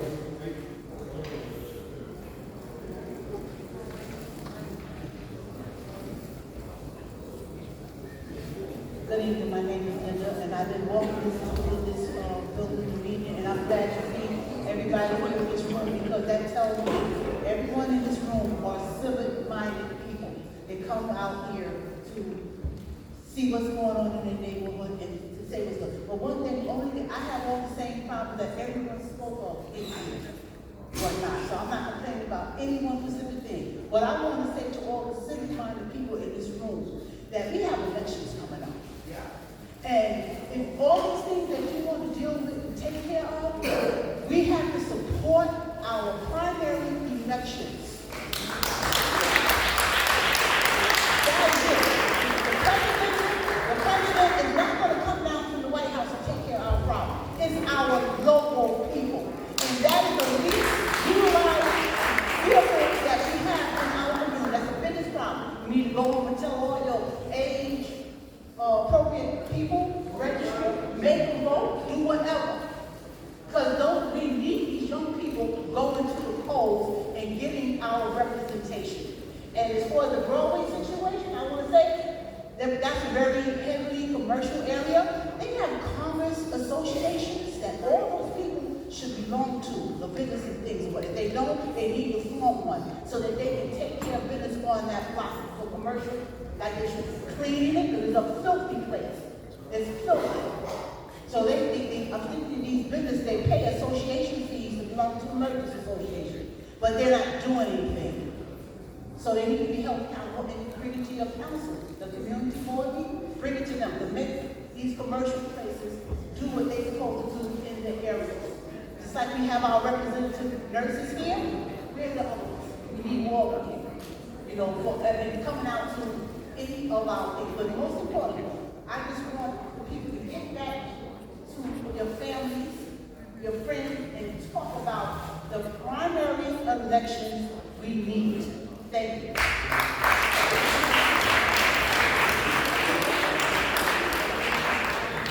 thank you for your questions, comments. You're reminded that there are resources, the NCOs, community affairs, the council, that can address some of the things that were not addressed this evening. Thank you.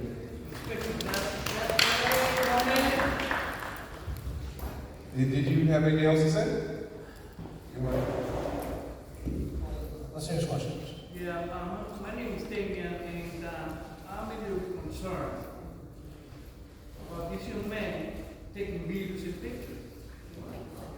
Press. We are talking sensitive stuff here. I don't want to become like this. Independent press. I have my badge with me. I'm a press, all right? People racist. Well, I'm press, all right? Hey, I'm press. Hey. I think that was addressed. Hey, I'm press. Hey, look. Hey, look. Relax. One was. Yeah, let me get it. We're not going to have this here. One was. Yeah. Right now it's my voice. You understand? Okay? Thank you. Well, all right. Yeah, I do. So I'll give you the numbers today. I got the numbers, all right? I'm not going to subscribe. Yeah. I forgot to bring with me, but. All right, before we move to back to the president, I just want to say, anybody else that has any concerns that they want to bring to my attention, please. My executive officer, he's here as well. I have vice CEOs back there, domestic violence officers, neighborhood coordination officers, community affairs. Any one of them can receive information that you want to ensure gets back to me that you need to be addressed, particularly something that you didn't want to say in an open forum for whatever reason, particularly privacy or so forth. All right. Let us know so that way we can try to work towards addressing it. Location, the issue, and the knowledge that you have of it so that we can act upon it. All right. Please provide that information, and we will certainly follow up. All right. And if it's not an issue that's solely us, we'll bring in whoever we need to bring in to get that done. And as I told the gentleman over there, I'll work towards getting sanitation here next meeting. All right? Thank you, everyone. Thank you so much. Give the inspector a round of applause. And give yourselves a round of applause. This is a good discussion we had. We hope to have many more. But now, guys, we're going to move on the program. And let me also just remind folks, yes, we do have a lot of sensitive stuff that's being discussed here tonight. And we've got members who are coming in and certain addresses they're given. So more, I know social media, listen guys, we gotta be mindful of that. So certain sections of the agenda, we won't record it to stop. So and I think it should heavily focus when it comes to the question and answers from the inspector. Because folks are coming out here and they're coming out with issues and concerns that we may be very sensitive. And yes, this is a public meeting, but if something's recorded and it gets into social media realm, it gets into the other realm, we don't know if they go back home, somebody's watching, what may come to them. Listen guys, these are real things that happen. Listen, they just don't happen on TV. They happen all over this country, and we're seeing that. So we gotta be mindful. We definitely believe in transparency. We definitely respect the press. This is America, so we understand that. So guys, now... I'll say later, I got you. Yes, now that being said, guys, we are now going to move forward with our elected officials. We have one of the sitting elected city council members who is Sandy Nurse, and we're going to have her come up and say a few words. And just because you're elected, don't mean you're exempt from the two-minute rule. One thing about me, I'm very to the point. Thank you. Good evening, community. Good to see so many of your faces and meet some of you who I haven't met before. My name is Sandy. I'm the council member for the 37th District. Thank you to the executive board for giving me 2 minutes. I'll be really brief. Thank you to the inspector for all of the information provided today, to the NCOs for all of your communication and collaboration. I just have a few announcements. I'm the chair of the sanitation committee, so if you have any sanitation issues, call 311 and then reach out to our office. We will elevate it with the garages in the area. They're very responsive. We've given a lot of money for some of the mobile patrols for DSNY to be out and go do quick things. So, God forbid a collection was missed, we could send someone out, but we have to know about it. So please give our office a call. Just an additional thing to note, we did give just under $1 million for additional cleaning services. So all along Fulton, you might see the guys in the red shirts, that's ACE, they're out there trying to keep the corridor clean. And again, Parks did a cleanup of the North Conduit Boulevard over there, between Glenmore and Pickett. We know that's been a place that's been really hit hard, a lot of illegal dumping. They're trying to figure out which agency is responsible for it. So in the meantime, Parks took care of it. Just a few other things, because I'm trying to keep my 2 minutes. This year we're doing participatory budgeting. In the 37th, it's never happened in the 37th district before. So it's $1 million in capital funding. We're going to be hosting a town hall in East New York. I don't have the date yet, but we do have some posters around. You can use this QR code and scan it. It's $1 million in capital funding that the community gets to pitch projects on and decide on. So we've got a lot of ideas coming from the other side of the district. We need some ideas coming from the eastern side of the district. So please reach out to us with some thoughts you have. What would $1 million in capital infrastructure, capital funding look like, and how could it be best used? I'd love to understand your thoughts. Additionally, as the inspector said, we can't ask the NYPD to do everything. So we have put $280,000 into additional programming for groups specifically focused on gun violence intervention, domestic violence intervention, just general community violence. I grew up in a DV household. I grew up with drug and alcohol abuse in my household. I'm also a survivor of gun violence, so I appreciate the words of the doctor about mental health. It's the only reason I'm actually standing here today, because I went through years, almost a decade of therapy to undo all that. So please take advantage of these resources, but we also are funding programs in schools, outside of schools, folks who are walking on the streets, credible messengers with folks who are in some real hard situations. And we want to build on that, so that we're expanding the work that the NYPD is doing. And I wanted to just give a little bit of information. We did this year, there are 850 new school safety officers, so there is capacity in that front. So I just wanted to let you know that, because you raised the school safety officer. We do have a lot of new folks coming into the community. We have a lot of folks who have been seeking asylum at our border, our southern border. They've been bussed up here, some under false pretenses, and they are coming to our district. They're coming to many districts across the city. If you meet someone who's lost, they don't know where to go, they're trying to figure out what to do, please direct them to our office. We've been trying to collect donations and get them connected to the right organizations that can get them on track. It's a humanitarian crisis. This is a political humanitarian crisis that's going on between the southern border and other cities. And unfortunately, it's having an impact on our community. We want to extend our compassion to folks who have gone through really hard things. I know many of us have family members who came to the United States under similar circumstances. My father did. So we want to extend our compassion and empathy, and I also understand that it is a big change. So please direct them to our office. We'd be very happy to support.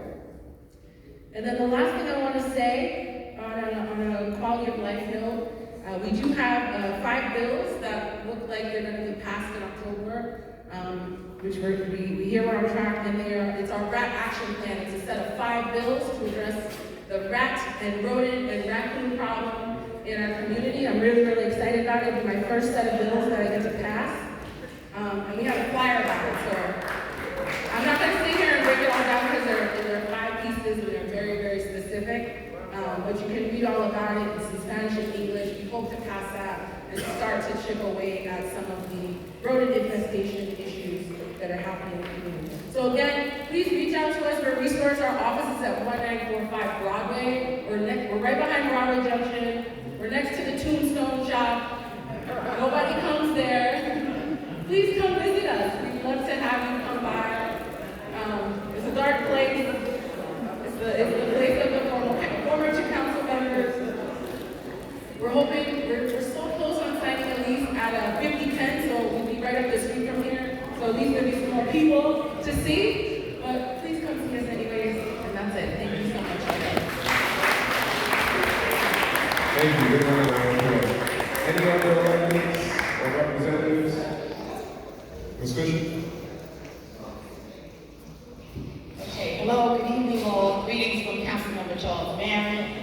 I'm Ann Fisher, Director of Community Relations, and our office is located at 447 Brunox Avenue, and we can be reached at 718-649-9495.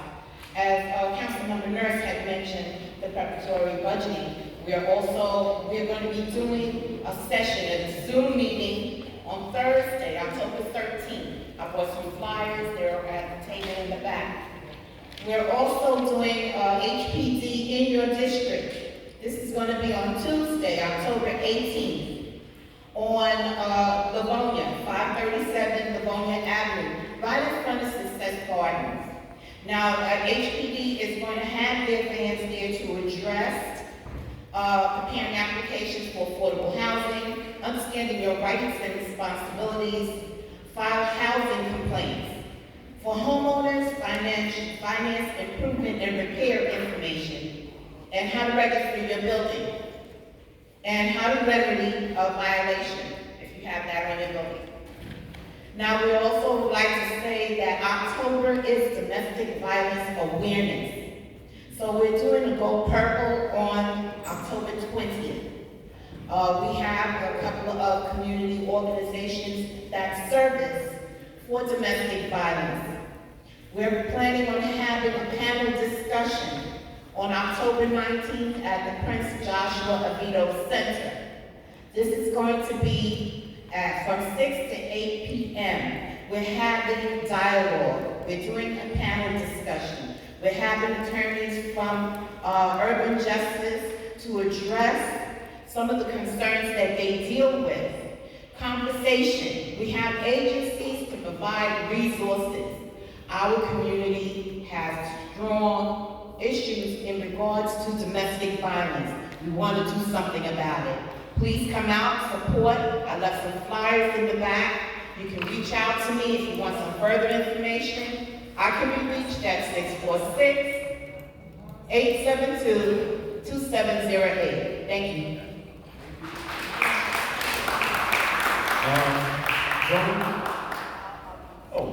Yes, time suggestions. Freedom members. Hi, good evening. It's a pleasure to actually see everyone in person. I've been attending the meetings remote over the last, since COVID started. So again, happy to see all the lovely faces here. I wanted to quickly announce that Congressman Jeffries is having a shredding event on Saturday, October 15th. I've left flyers at the sign-in table, and I also have extra ones with me, and I'll be able to circulate that. Please share with your neighbors. I know that there are people who are collecting a lot of paper, and we want to help protect your identity, and so please share the information. The other thing I want to mention is one of the privileges that Congressman Jeffries has is the ability to nominate graduating seniors or young people who have not reached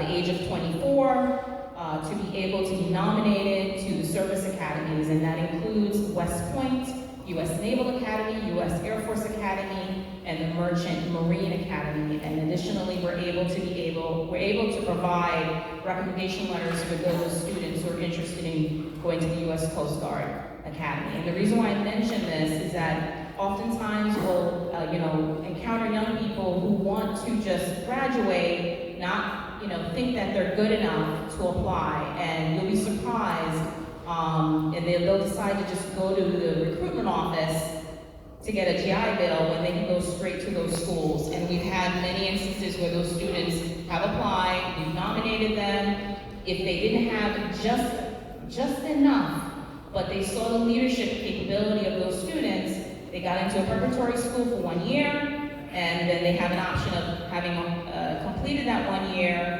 and get 1 year of service, or go straight into the academy. So it's a wonderful opportunity for our young people to be able to have this access. I left this also on the sign-in table. I have extra ones. And we also have the Congressional App Challenge, and that deadline is November 1st. But going back to the Service Academy, the deadline is December 4th. If you have any questions, don't hesitate to contact our office at 718-373-0033. My name is Sabrina Meadows. I'm Director of Constituent Services for Congressman Jeffries. And one last thing I wanted to mention, I just wanted to thank everybody who was able to circulate or even send neighbors or people who were looking for employment. Last month, we had another successful job fair in the district.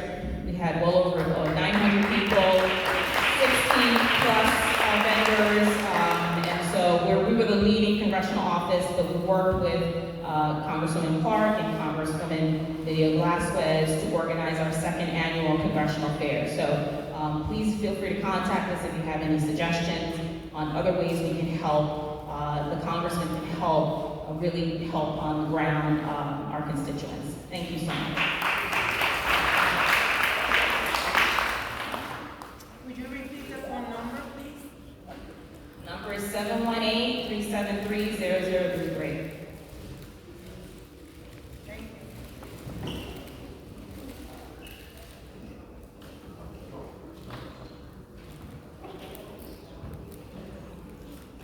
Good evening, everyone. My name is Anthony Drummond. I'm Chief of Staff to State Assembly Member Nikki Lucas. Be very short. Just a couple of things just to announce. So the Assembly member last week was at a retreat with the caucus up in Albany, discussing a few issues related to climate resiliency and water, but also a big topic that's come up, which I know is a big thing here in our district, is housing. And housing is definitely a big prevalent issue all around, all types of housing. So, for one, wanted to speak just real quick on, for the residents that live in NYCHA developments. Excuse me.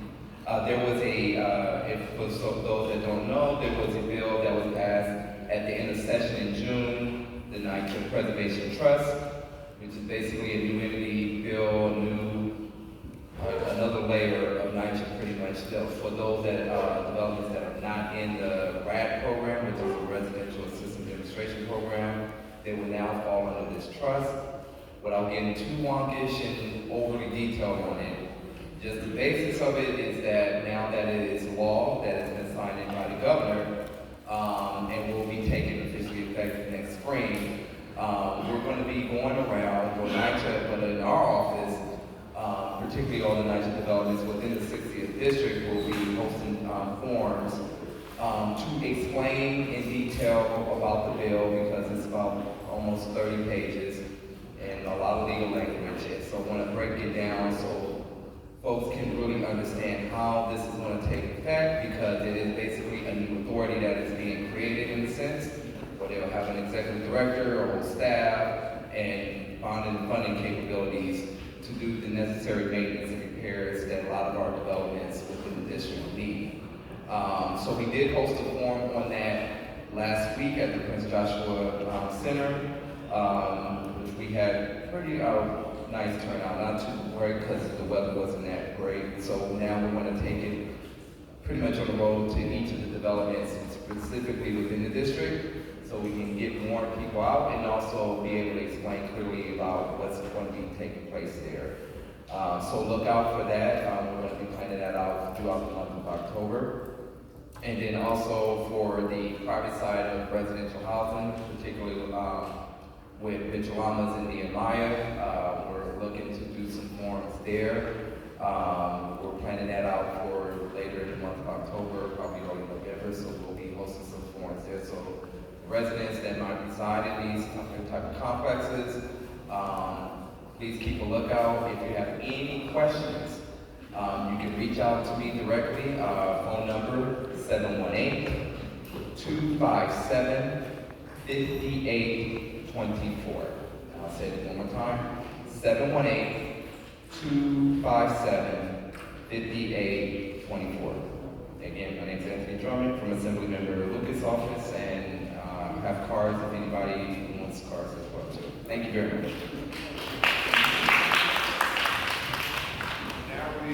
Now we're going to move forward with any organizations. No more electeds. We'll move forward with organizations. Good evening, everyone. Good evening. My name is Alice Lohman. I'm the chairwoman for Community Board 5. I just want to invite everybody to our next community board meeting, which will be here October 26th, Wednesday at 6:30. We'll be meeting in person. And I just want to tell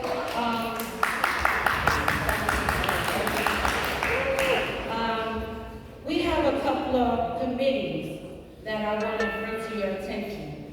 We have the Aging and Health and Social Service Committee, which Dr. Andretta Mitchell, she is the co-chair. They meet the second Tuesday of every month at 6:30. So if you have any issues with aging, health, and social service, come to those meetings. Our education and youth service meeting is the first Thursday at 6:30.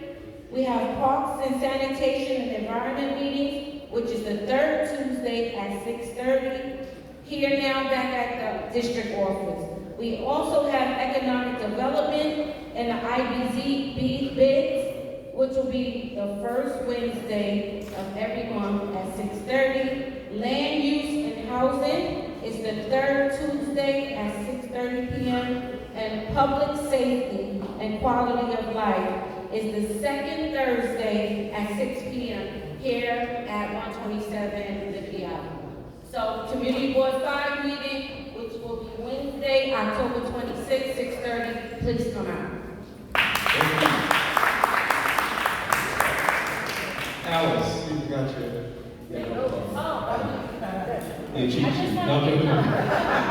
The phone number for the district office is 718-819-5487. Thank you. Thank you. Next.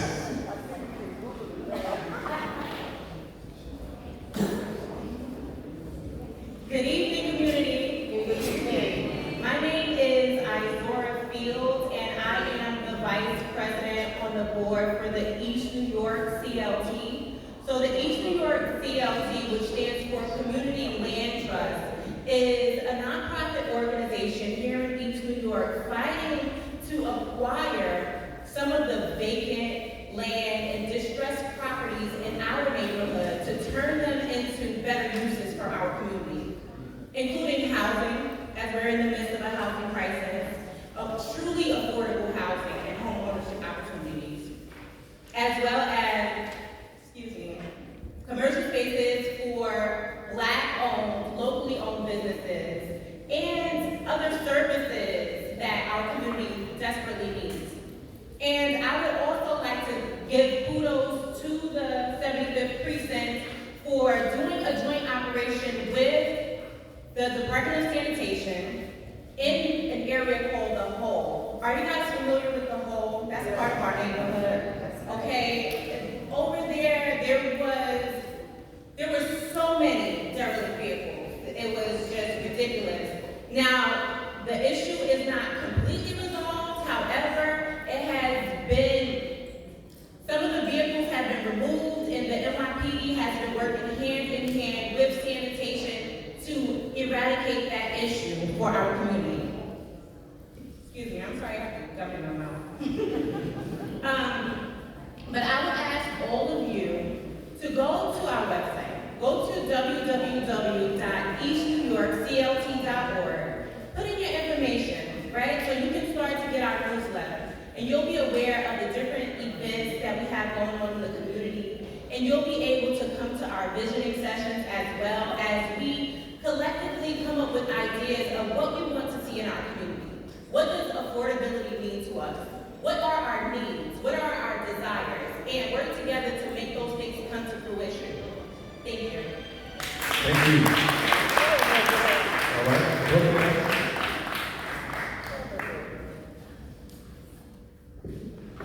Hello, community. How y'all doing? I know everybody says this, but I'll be really fast. My name is Curtis Williams, Director of Community Affairs for Brookdale Hospital. tomorrow on Brooklyn Health, which is Kingsbrook, Interfaith, and Brookdale. These organizations are now one. Having a job fair tomorrow, October 6th, 10 a.m. to 3 p.m. at the Rutland Nursing Home, 585 Schenectady Ave. Interviews will be held on site, and there will be hiring managers on the spot. So please come through. I have flyers, the flyers in the back. I have extras.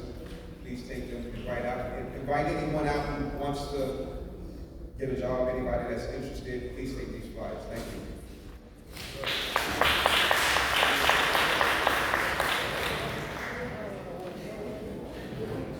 Good evening, everyone. Good evening. Good evening. Not only am I the recording secretary, but I always work for Volunteers of America and Domestic Violence. And domestic violence is dear to my heart. And I listen to Dr. Mitchell, the other long lady, and Nick Foster. Domestic violence is real. It is not a game. It's not a toy. People are dying. And it takes all of us in this room to stop it. Sometimes it takes a victim 10 times to go and leave and come back. Don't give up on the person. Still be connected to the person.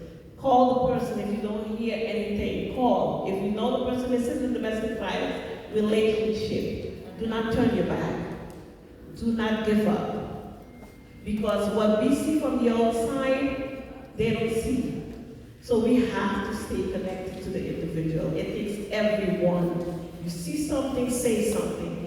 It's everyone's problem. Sometimes people are videotaping the actually abuse. No help. Call 911. I'm not saying go in harm's way, but you could go aside, call 911. Do not videotape the victim being beaten. We have to come together as one. I work in East New York, and I have been doing this since 1989.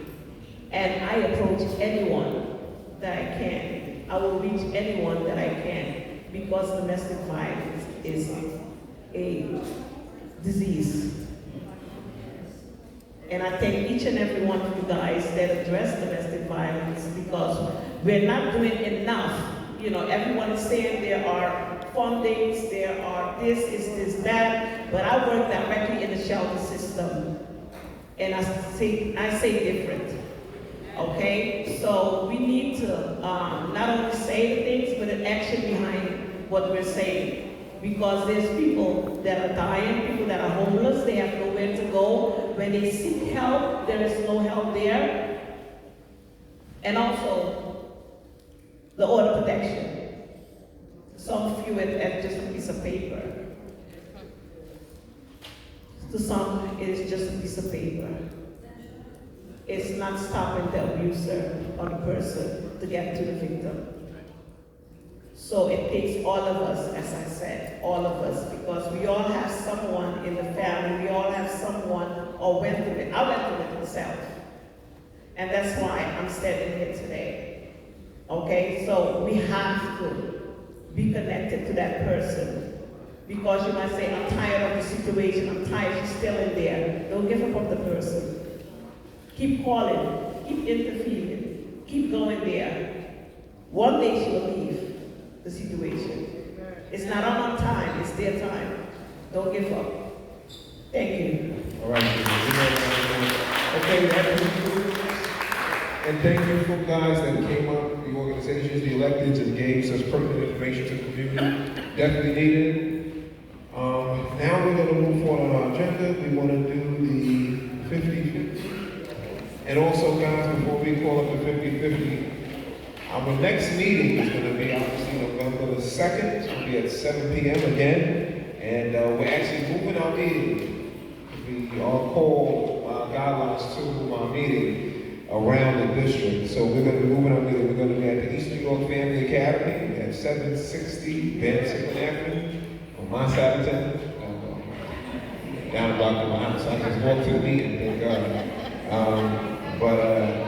That's 760 Van Sickle Avenue. If you have an agenda, it's at the bottom of the agenda. And you will also, hopefully, did put your email in the book. We will be sending out an email blast to everyone, social media wise, to get the information out of where the next meeting is going to be at. Okay? Okay? So again, at 7 p.m. November 2nd, please come on out, please come on out. And now, guys, we're going to proceed with our 50-50. Ready for 50? Don't leave if you bought a raffle. Y'all ready?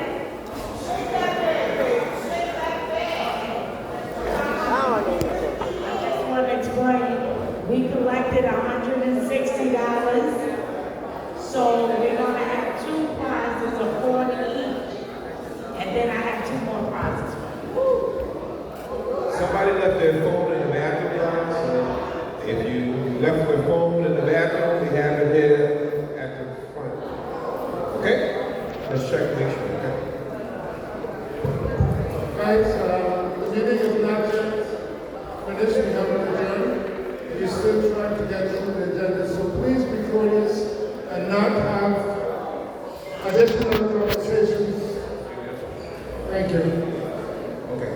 All right, guys, the first prize goes to the number, last 4 digits, last 3 digits.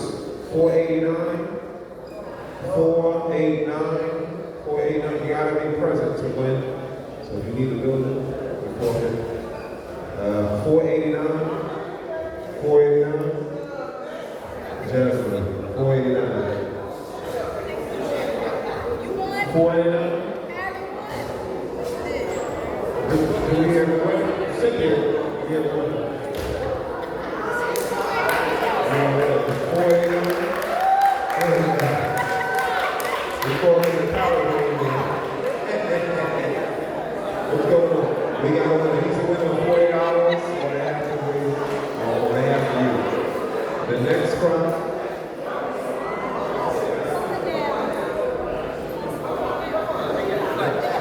The next prize, the next number is 573. 573.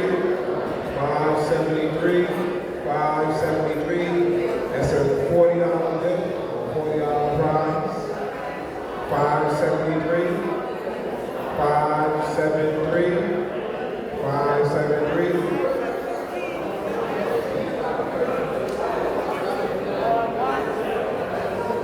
573. All right, going once, going twice. All right. You got another one? Beverly, good to see you in the house. Beverly Taylor, good to see you in the house. 490, 490, 490, 490, 490, 490, 4, what was the number?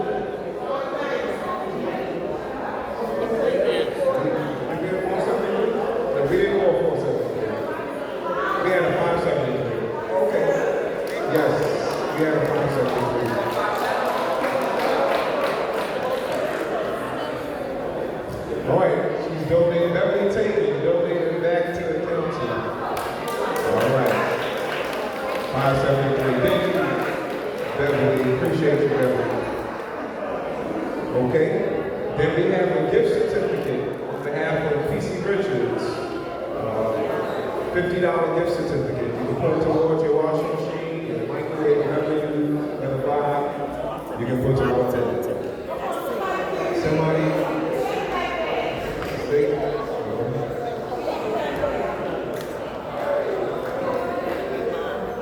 What's the number?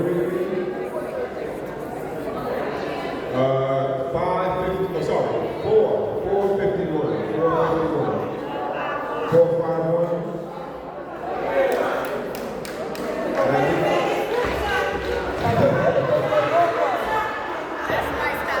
451. 451. We got congratulations. Gift certificate to PC Richards, and we have a class now, right? We have one more gift, right? We have a flyer that was actually donated. The air fryer. And we got an air fryer that was donated. The last one is being called 603. 603. We got one, Mr. Singer. Sarah. Congratulations. All right. Congratulations. Did you do? All right, guys. We will now entertain a motion to adjourn. Meeting is adjourned. Meeting is adjourned at what time? 9:20. The meeting is adjourned at 9:20. Guys, thank you so much. God bless you. Get home safe. And let's continue to come out to the meetings, guys. This is how we make it. See you on a bigger, brighter, better.